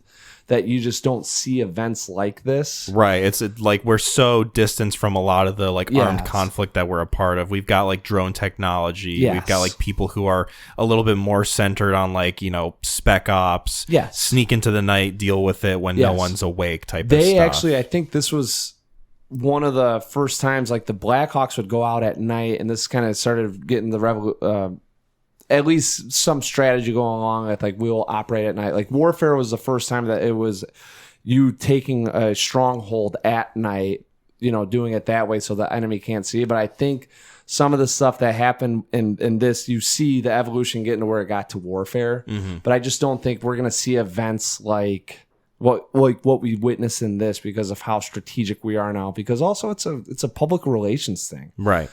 So. Absolutely. And given that, all the ideas of like discussing this movie that I've brought forward, like, and I think we can comfortably kind of like move past that, given all that I've said about it, I still really do enjoy this movie. I think it's thrilling. Mm-hmm. It's super well made visually. Yes. Like the shots of the helicopter specifically, I was really impressed with. Yes. And just like the visual language and the like intensity of it all, the like visceralness of it, the performances, as like fragmented as they are, given that there's like 30 fucking people in this movie. They're strong. I think are strong and are doing mostly what the Ridley Scott wants them to do. Mm-hmm. Really like kind of immerses you in the experience of it all.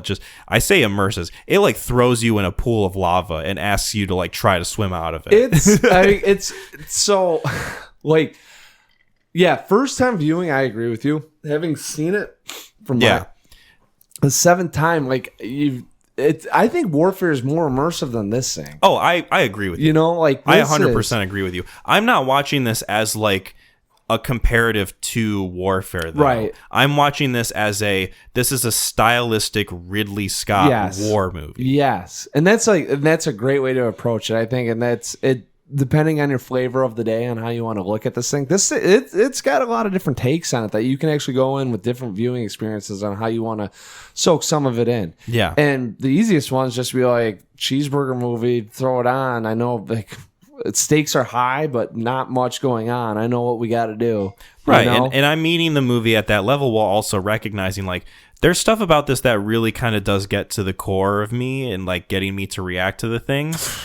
Specifically with the leg scene. Yeah, remember that's what we were talking about in warfare? And I was like, you want to, that's what maybe I was like, you want to see a fucking like, oh, you might lose it, or you like, and at a gripping. Right. Yeah. And Alex Garland is framing it in a way where it's like, okay, we're going to show it to you, but it's going to be along with everything else going on. Yeah. We're going to pass by the scene and then it's just going to keep going. We're not hanging on it. We're not hanging. Ridley Scott will take the camera and shove it into the stump of the guy's leg so he can show you how fucked up it is. This was the first time watching it where I actually saw that they had the artery in their hand. It's like we're putting our finger in there. I'd never seen it because it's always so dark. I think I watched half of that scene. This is the first time I actually saw him get in there, and he had it in his hand. I was like, Jesus Christ. I tried my best to keep my eyes on the screen, and I will admit to you, Mac, and I'm someone who's like, when it comes to violence in real life, I'm squeamish, but with movies, I'm usually like, okay. Yeah. That was like almost too much for me. It was so in your face about it. I was like, God, Jesus. And I had to like kind of hold my hand up, and like the thing where like when you're a kid and you're like kind of seeing something you're not supposed to, so you cover your eyes, but then you like, look through the slits of your fingers. That's exactly what I was doing during that scene. That's a tough one to stomach, and that's one of the there's always like I forgot what I call it, but like really like unfortunate ways to go. Yeah. Like there's I've seen a movie where a guy gets like a centimeter nick into the jugular in his neck, and that's it. He's done. He's gonna bleed out. You can't fix it. This would go right in there. To see the artery in his hand, you just got to clamp it, and then we can't do it.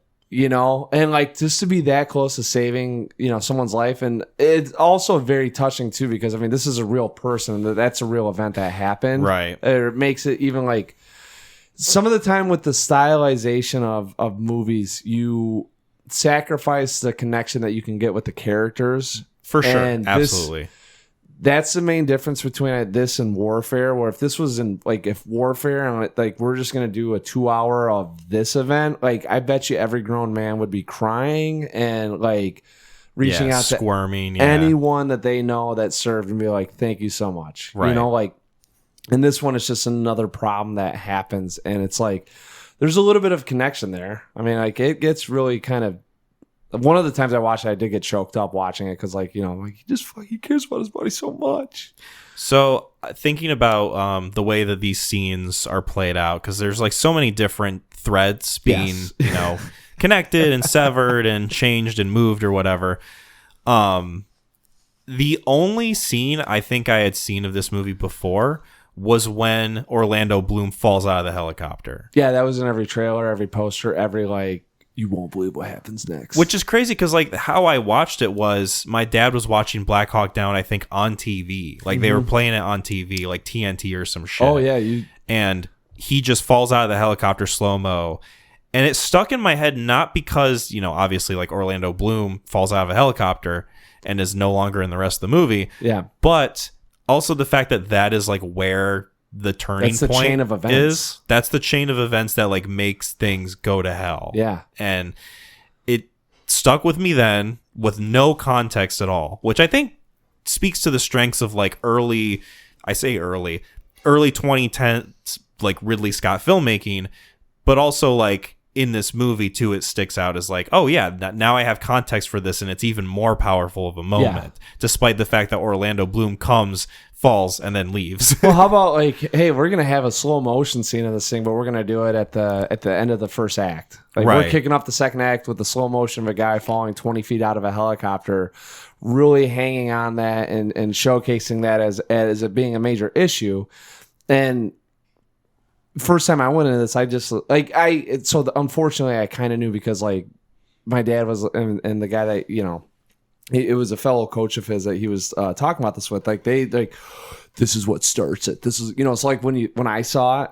Yeah, you expected it a little bit. Yeah, but like at the same time, like if you're seeing this the first time, like that's a really, really smart way of like highlighting like, hey, this is gonna be the problem. Mm-hmm.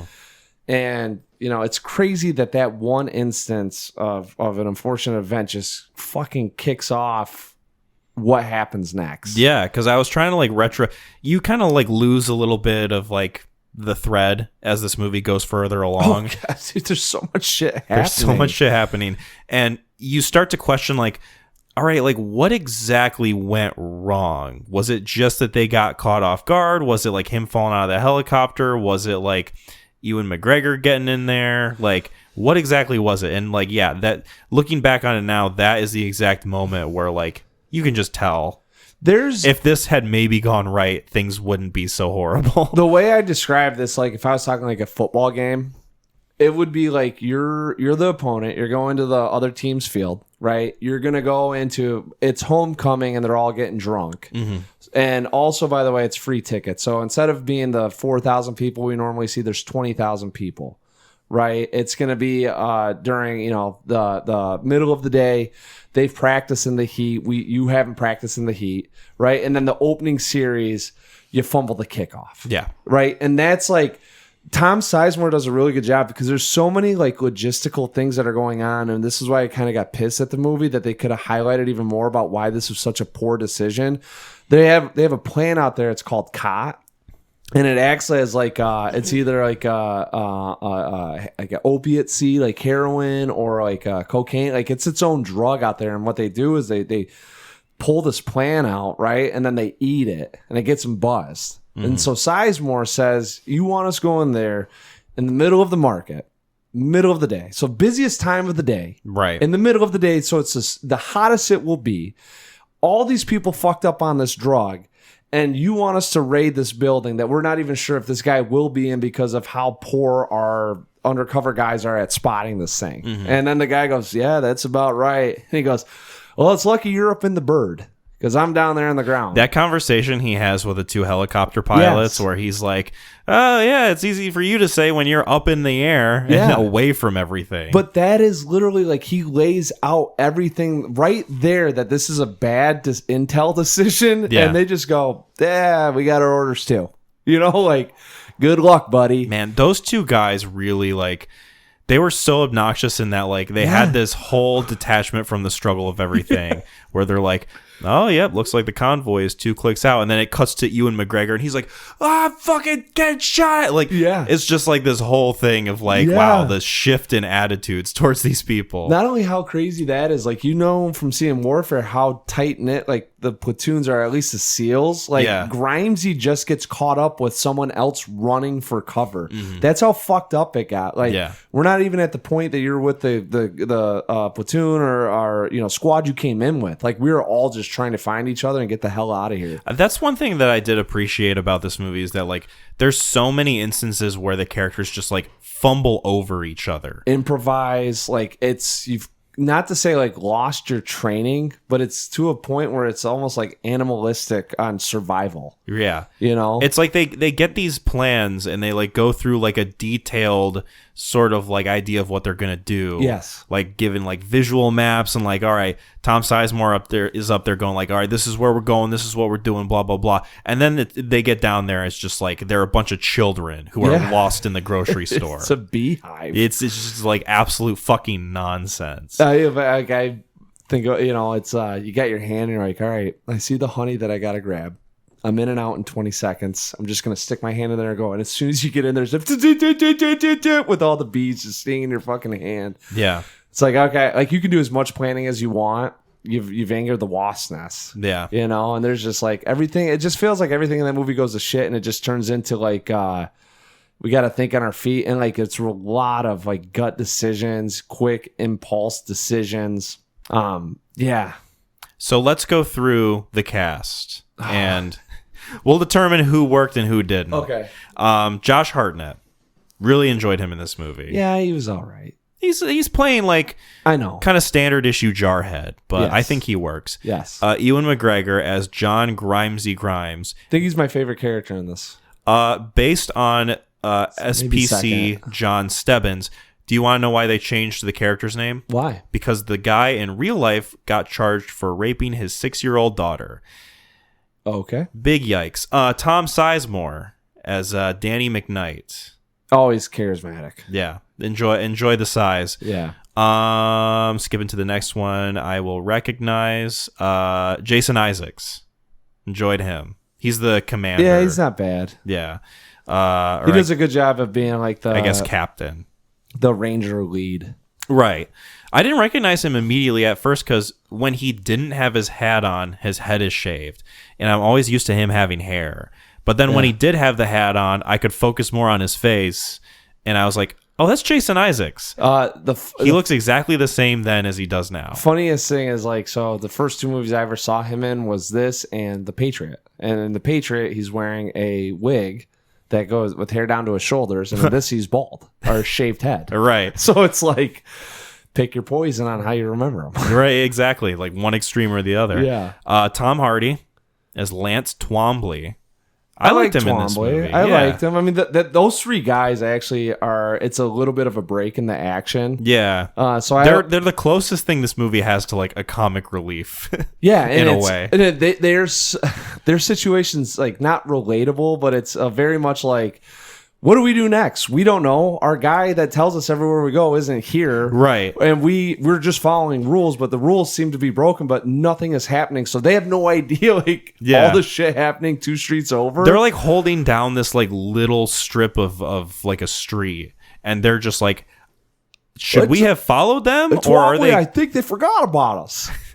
Well, no, they didn't. I think we were supposed to go with them. Yeah, shit. Well, this is all fucked up. They don't shoot that thing, so go back. Yeah, I liked all those guys. Yeah. The kid who played Smalls in fucking Sandlot. Yeah, he's part of a horrific scene. Yeah. We'll talk about that.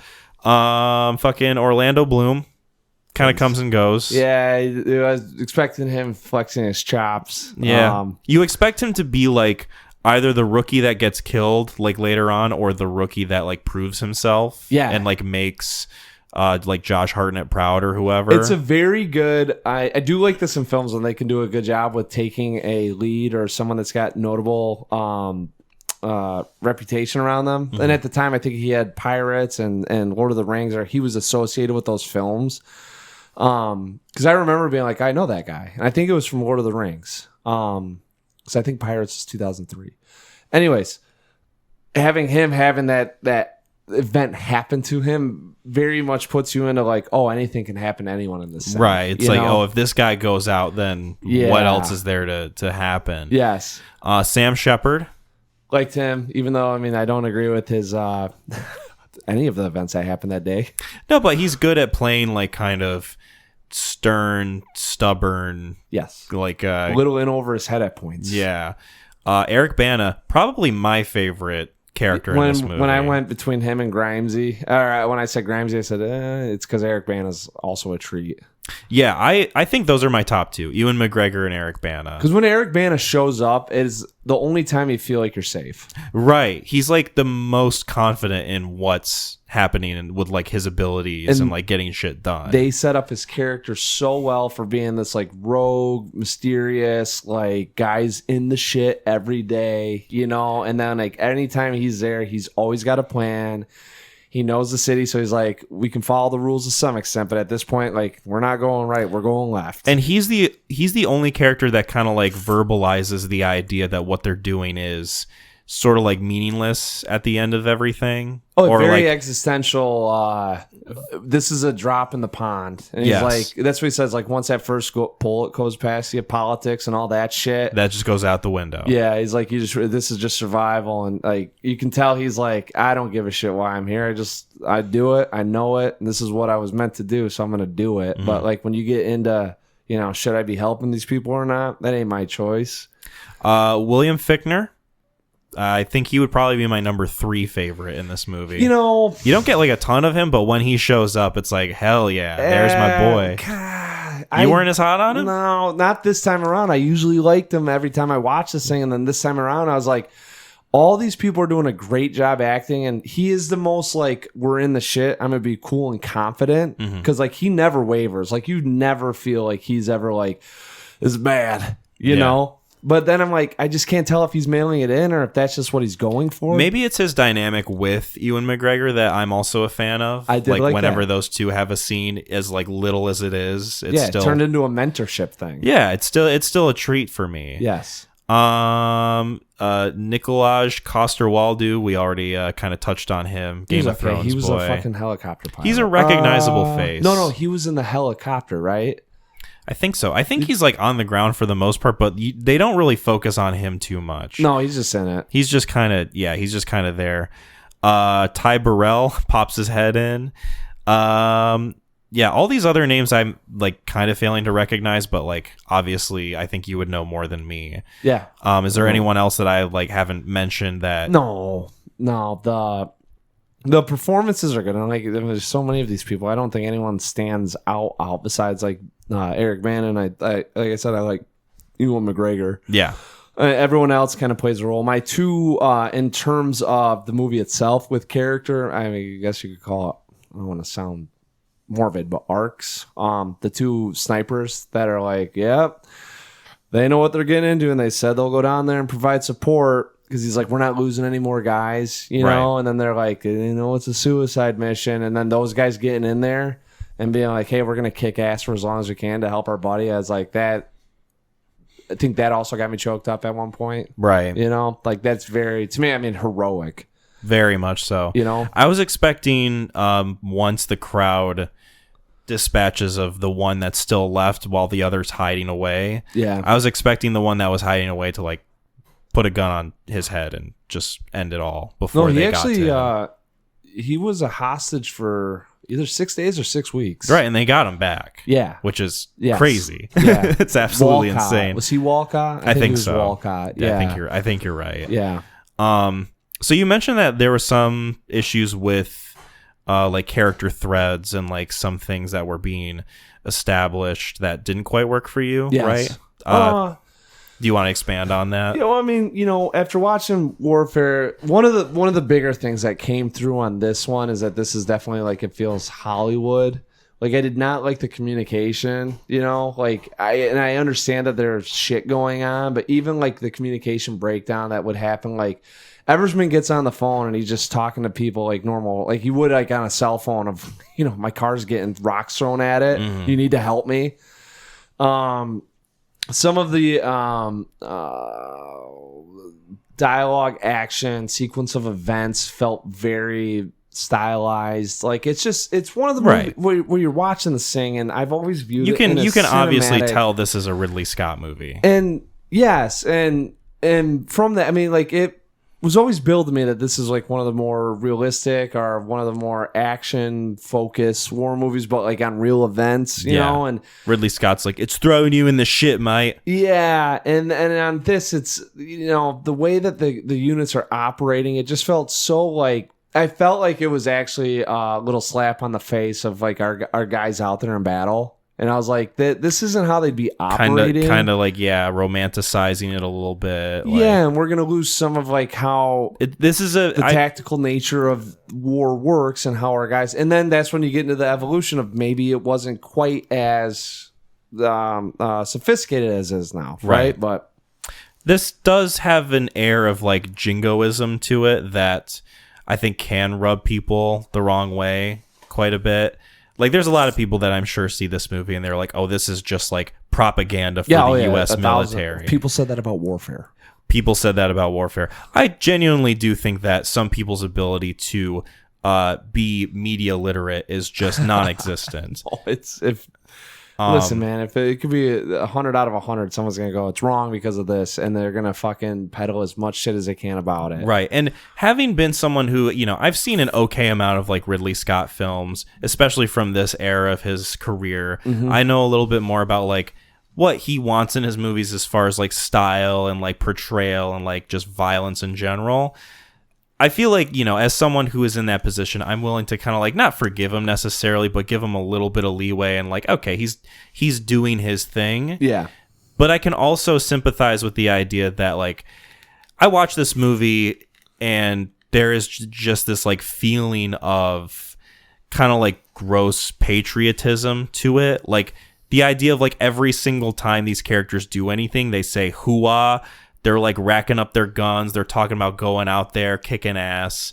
And there is just something about it that is like a little bit of that time period too, that I just, you know, maybe hasn't like aged the best. You know what I mean? I still like this movie. I still like what it's doing. I'm going to give it a positive score overall. I knocked mine down. There is very little in the way of interrogation of this movie in terms of like how it presents itself, right? Yeah, you know, I guess I always have hard parts with this because you have some of the ideology behind what's it going for, what's it representing. Is there a hidden agenda behind it, right? And that's where you get a lot of the people that not anti-war but propaganda, where you kind of have both sides of it. Someone goes, this is an anti-war film. This is, you look at, the flaws of man and how we're able to make errors, and they're showing you this is what warfare could lead you. And then you get the propaganda side of like, there's a lot of, social injustice that could be reflected from America onto what we're doing over there in Somalia. And, like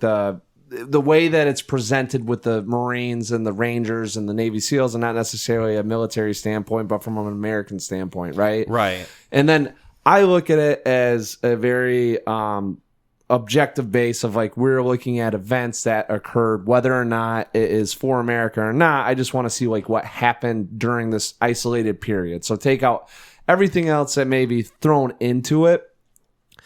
And that's where I have such a hard time with, like, I couldn't tell you if this is propaganda or anti-warfare. I mean, I can't tell you from reading the book. For me, they do a good job with the events. I don't like, and I'm agreeing somewhat with you, is that they dumb this down a little bit, and they throw in a little bit more patriotism behind it. I think a lot of that is like the visual language of this movie too. Yeah. Because obviously when you're reading a book, like a lot of what you envision is in your head, so you kind of have to do that work of like, all right, how do I want to frame this with my experience reading it? It's all up to me. Whereas like Ridley Scott is kind of like telling you what this was through his lens. Yeah. And that lens just happens to be like very stylistic and kind of like with that energy of like hoorah-ness. Oh yeah. But at the same time, I'm watching this movie, and if I'm someone who's like thinking about joining the military, me watching this movie is not going to push me in that direction. Well, it's going to send me the other way. That's what I'm saying. Like some of these films,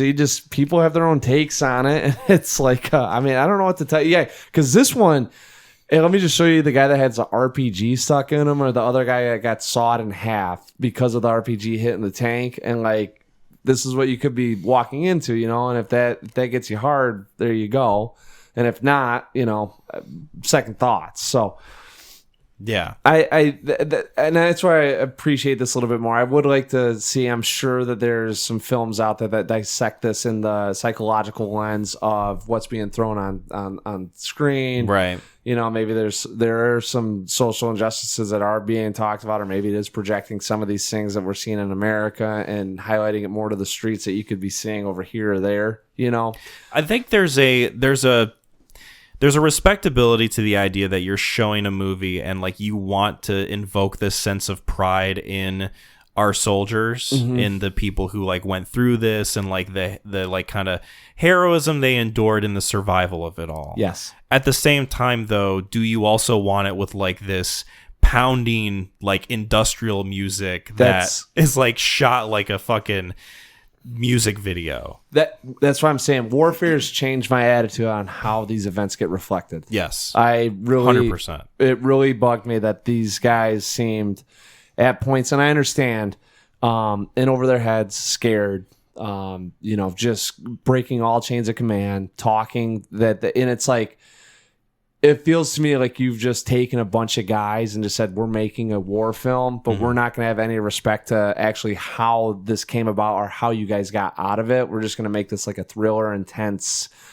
got to get out of the city type deal. It almost feels like the Warriors in a sense, Yeah, especially when they do the Mogadishu Mile at the end. And that's like so one of the guys I coached with, he was in the, oh God, I hope I don't bastardize it, Army.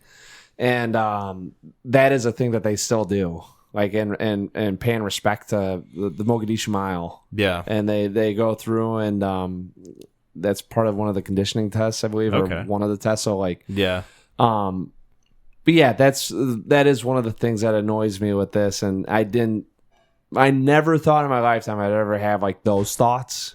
Right. And that's why I'm saying like warfare has really changed my perspective on things when I'm watching these things. Like I think anything from the 70s and before, with Vietnam and World War II, it's all in a different lens. But like here on out, like 13 Hours would be another one I'd be curious about, if those guys are just like rogue soldiers or whatever they are, just trying to keep alive. And it's like totally cinematic, because it's like, okay, if you're trying to make a buck on someone's story, at least do them some justice. Yeah. Or at least do the Army some justice on like how they treat, or the training that goes into this stuff. Because if you just make it seem like these guys are just out there chewing tobacco and shooting, M10s, like that's not fair. Right. And there is like this idea that like, obviously because enough time has passed, this movie is like 24 years old and Warfare has just come out. Yeah. The idea that like time passing has changed the way we view not only like war movies, but like just conflict in general. Yeah. I think speaks a lot to like the evolution of this type of movie. Yeah. Because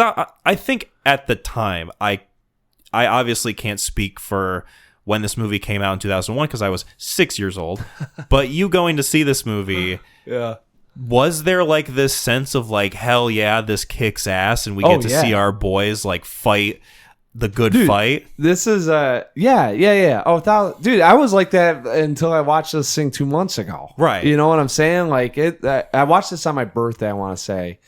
And I've seen this movie, God, 10, 11 times. You know, like and every time up till that point, it was always like kick ass, take names, like God, we're in over our heads. And the value of the human life is like at the end of this thing, you see there are 19 dead soldiers out of 106 year, and I think that's all who maybe participated in this battle. Like 100, like Warfare had 15 at one point, maybe when the two units connect. Yeah. There's 160 fucking people and 19 of them died. They almost lose one, and you got to see like the efforts they go through to save a life. Right.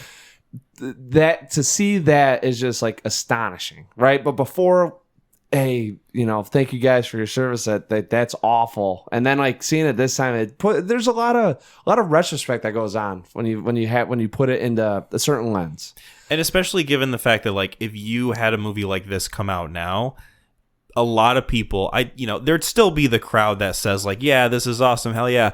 There's going to be a lot of people that are like, why do we need this right now? Yes. Like, why? You've got people who, when Warfare came out, like we said earlier, are calling that movie propaganda. Yeah. So if people are calling that movie propaganda, imagine how they would treat a film like this if it came out in 2025. And that's insane. And that's where I... So when I, like, there's so many different things going on. I look at isolated events. If you want to make a film about an isolated event and whether or not you're just portraying what actually happened, I am totally down with that. And in 2001, I don't know if we're gearing up for the Iraq war that was about to happen in 2003, and they're trying to, we're bolstering this or whatnot. If that's how we look at propaganda and what we're doing, sure. But, I taking something like if they did something 3 years from now and did another war movie, but wanted to accurately portray it and show kind of like what these guys go through and what it means to save a life, like that's what you gain. I'm down for if they want to show another philosophical kind of conundrum that you face during these conflicts. I'm totally down for it. But to cinemize it, to sensationalize it, to sensationalize is a good word. Yeah. I'm not lying. It felt icky kind of watching it being like, this just seems so not exactly what happened. Right. And that's where it felt weird to me, where I'm like, I'm not quite behind how I used to be. Cause I used to be fuck yeah, kick ass, in and out, tons of action. Right. Absolutely.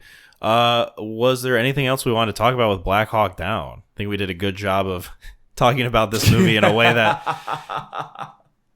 I think like maybe leaves something for people to contemplate when approaching a material like this. Yeah, and that's what the ultimate not goal of this pod, but I mean just to open up different opinions and perspective on movies. Like you could watch this thing and be like, yo, fuck yeah, we're gonna see this, and you might not even have that thought. Yeah, and then all of a sudden you get to think about it, and then you get to formulate your own opinion. So I will say before we wrap up, there is just like also this natural thing that happens with a movie like this where it's just like nonstop conflict that is like almost 2.5 hours long, where I got a little bit disassociated with what was happening. Yep. Especially when there's so many characters. Yep. And the thread of the movie is constantly gunfire, hide, gunfire, oh no, my buddy's dead, got shot, gunfire, explosion, gunfire, car crashes, gunfire. Yep.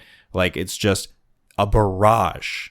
Like, no pun intended, a barrage of that.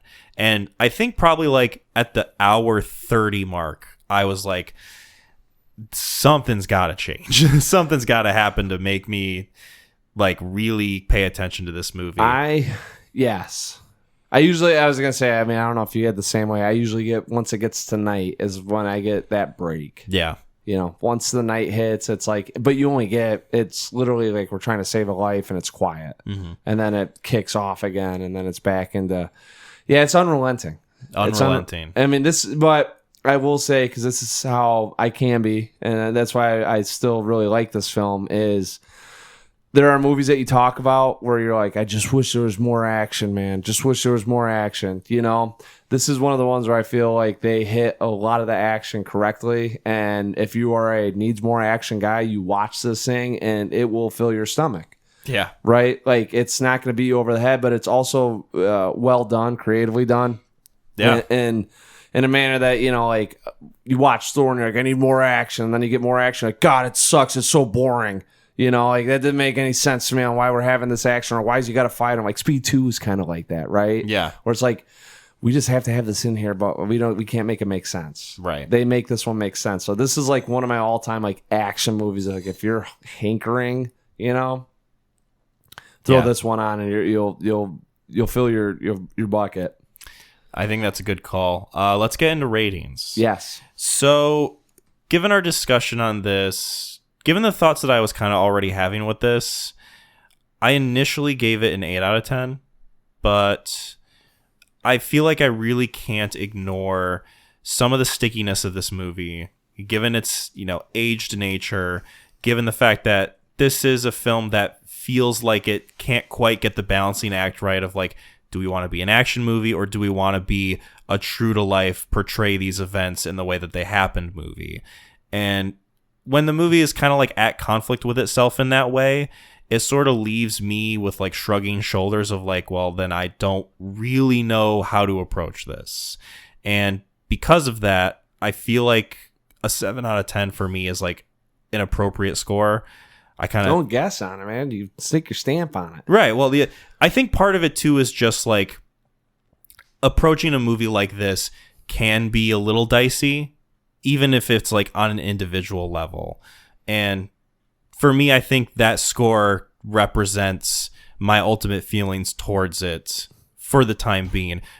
I watched this movie yesterday. It's still pretty fresh. Dude, I knocked this thing down a score. Like, yes. Right. Like, I'm telling you, you're not, this is, I don't think anyone that you would talk to about this thing would be offended in any way that you, right. You know what I'm saying? Like, I'm over here like trying to like untie a complicated knot, and you just come in with a pair of scissors. I'm telling, like, you speak how you feel. I mean, some people have this as a 1 out of 10. I like I'm saying, this is a very juxtaposing film. Yeah.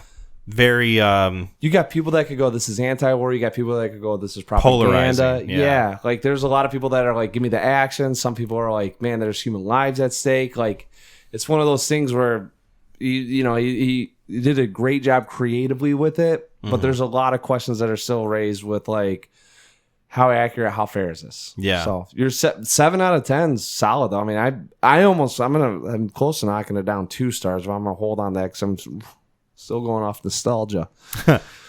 Was that final 7 out of 10? Final sentiment. Yeah.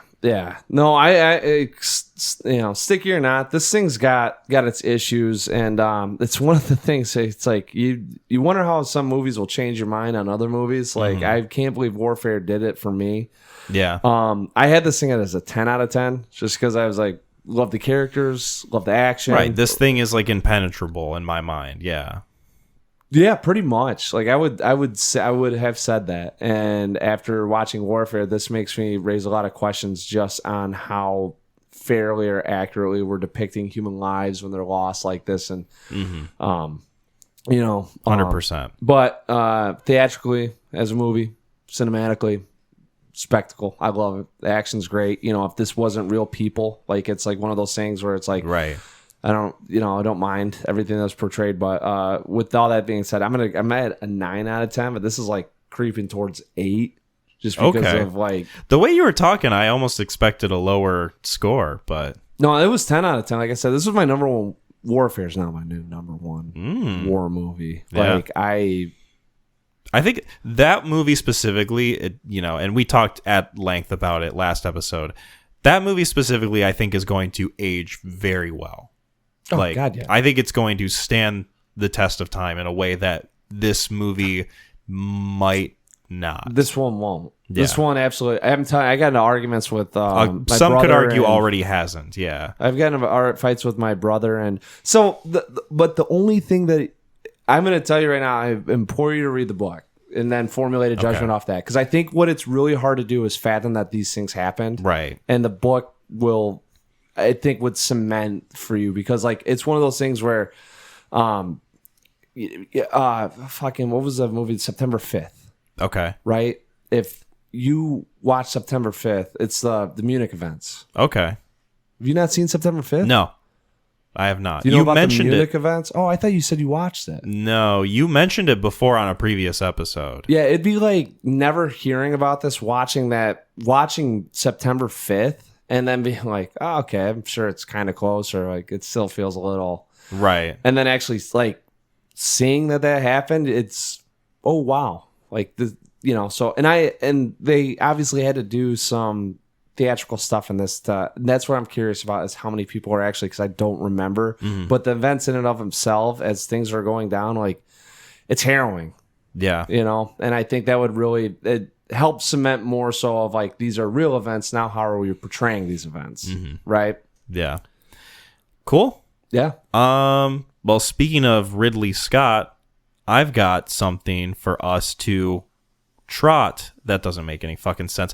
I have something for us to do as not like a game, but just like want to go over, get your reaction to it. Okay. Just kind of like see how you feel about it. You've probably seen like a decent amount of Ridley Scott films, I would assume, right? Maybe. We'll find out. Maybe.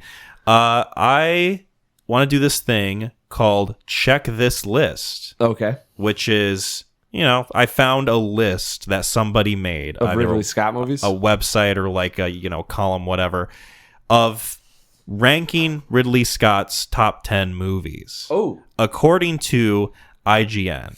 And I want to go over this in descending order, so 10 to 1, and I want to get your reaction to the placement and the choice of movie. Okay. So number 10, this is a movie I haven't seen, American Gangster. Number 10.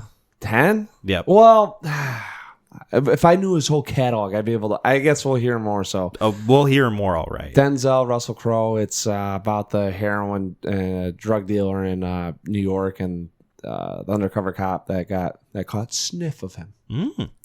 I've yet to see that one. Number 9, Prometheus, which is an interesting choice. Yeah, I feel like that's a weaker one. That's one that like not a lot of people hold high in their opinion of his filmography. I mean, even in the Alien series, I think by default it gets ranked high just because other ones are not great, right? But like even like maybe stylistically, it's well done, but I don't know about it's Ridley returning to the Alien franchise, and in a way that was like kind of.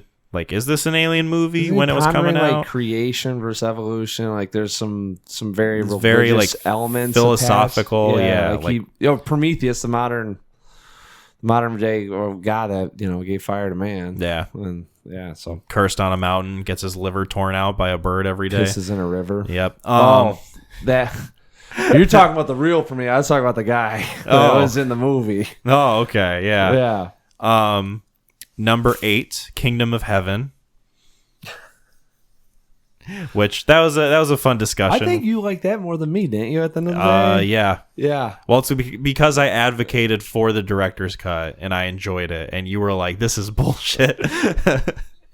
I don't think you said it was bullshit. It was just like, I don't see what you see in this. No, I definitely did not, and I think it's another one that kind of got worse for me. Speaking of Orlando Bloom, so we've got American Gangster for me. I would put American Gangster above.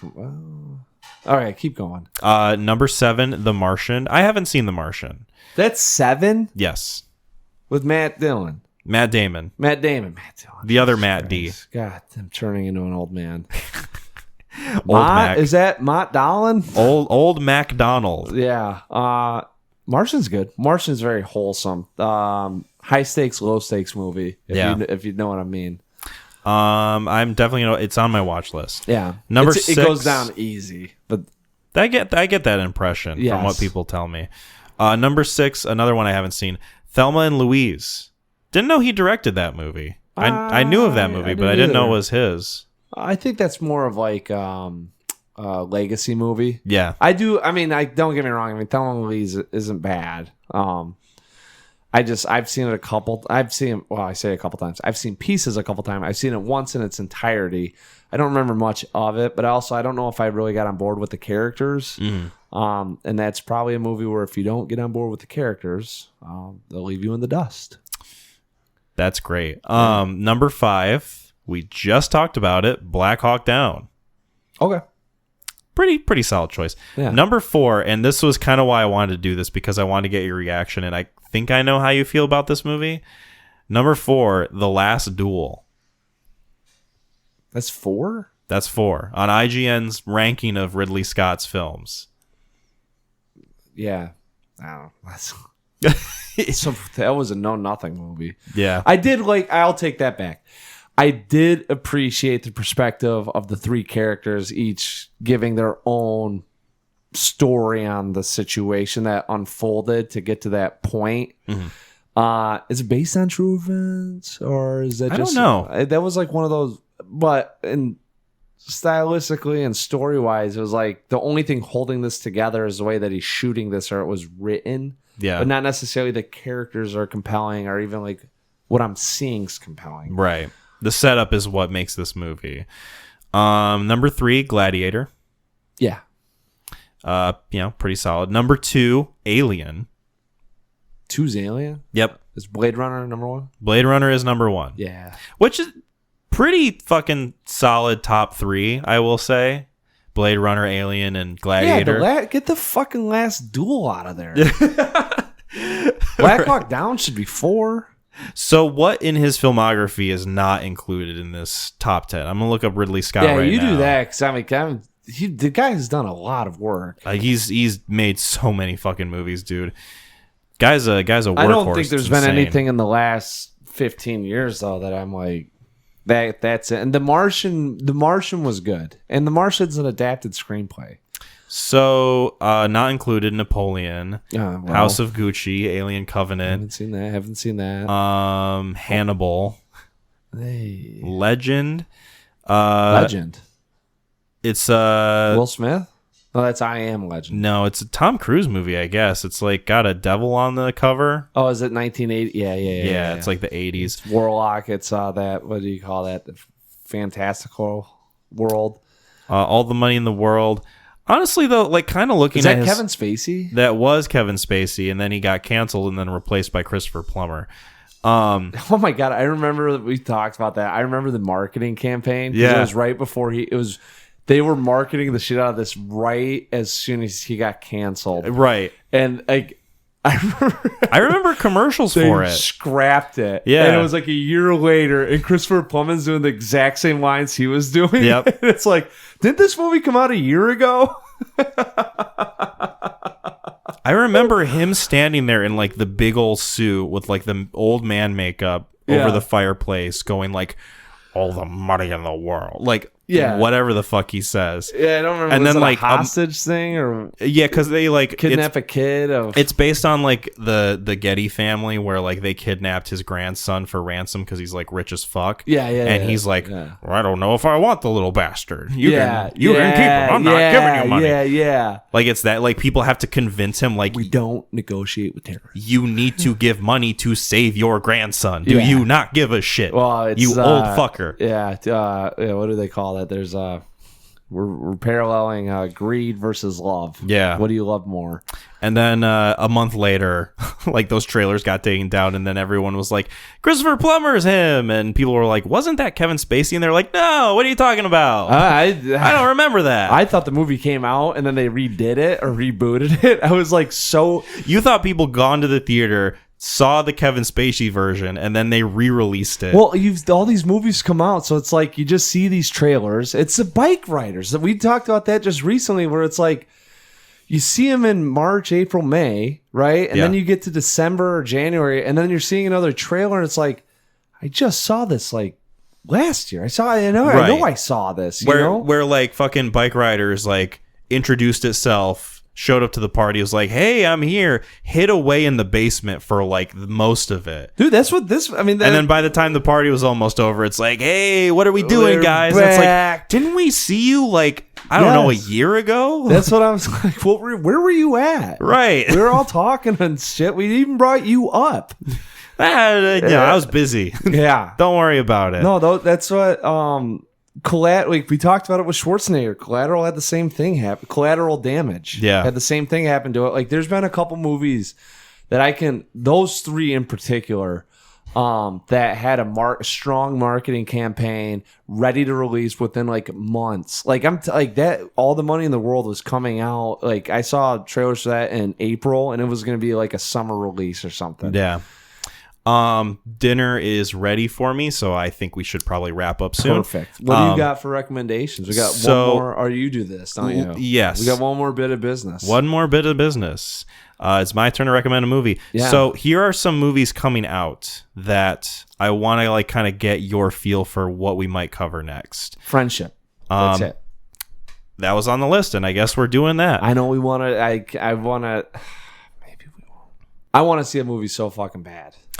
Friendship it is. Say no more.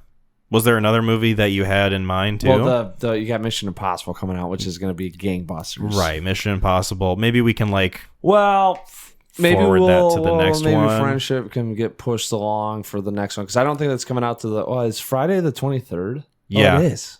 Yep, they're both coming out Friday. Let's do Friendship, and then maybe if we both see Mission Impossible before we record next, we can include that as well. I might be able to bring Preston to that one. There you go.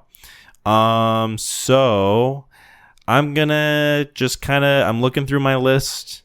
Nothing's really sticking out with me right now. Why don't you do your list and what you want, and then we'll figure out what one makes more sense off that. Oh no, my list of recommended movies. That's what I'm saying. You pick your recommended, and then we say like, oh, this would pair up better with that. Because Friendship, to me, I don't even know if that's going to have a lot of talking points. Like Mission Impossible, at least we're going to talk about the action and all the other movies with it. I think Friendship could have some meat on the bone. Possibly. I've heard one review. I skipped through it quite a bit, but it was not like, hey, there's a lot to pick from this thing. Okay. So, all right, I'm just going to throw this out there. I'm picking this. Okay. Childhood movie. 2003, I believe. One of my favorites. I watched it constantly. Hoodwinked? No. No. I told you, I only watched that like once on a boat, and I barely remember it. Nice try, Mac. Yeah, I almost hoodwinked you.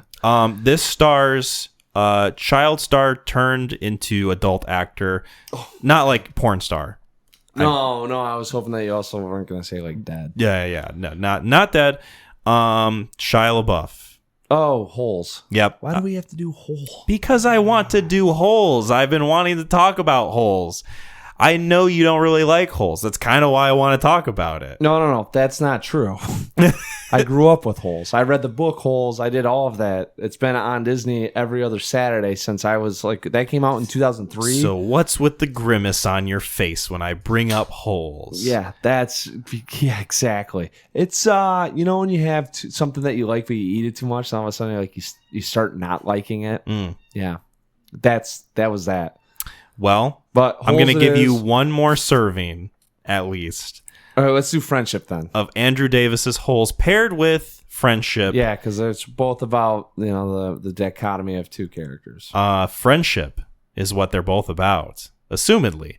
Haven't seen the other one, but Holes is going to be the movie that you guys should check out for episode 96. I'm going to do this as quick as I can. Okay. Thank you guys so much for listening to episode 95 of the Neon Crew podcast. You can find us on YouTube, Spotify, and Apple Podcasts. Be sure to subscribe to the YouTube channel if you haven't already, and be sure to give us some 5-star ratings on Spotify and Apple Podcasts. Be sure to check out our Etsy page. It's in the description, along with shout-outs to Gideon for our music and shout-outs to Lauren for our artwork. You can find us on social media, Facebook, YouTube community, and Instagram. I'll be posting more on those as updates for the next episode come up. Mac, what do we say to end this episode?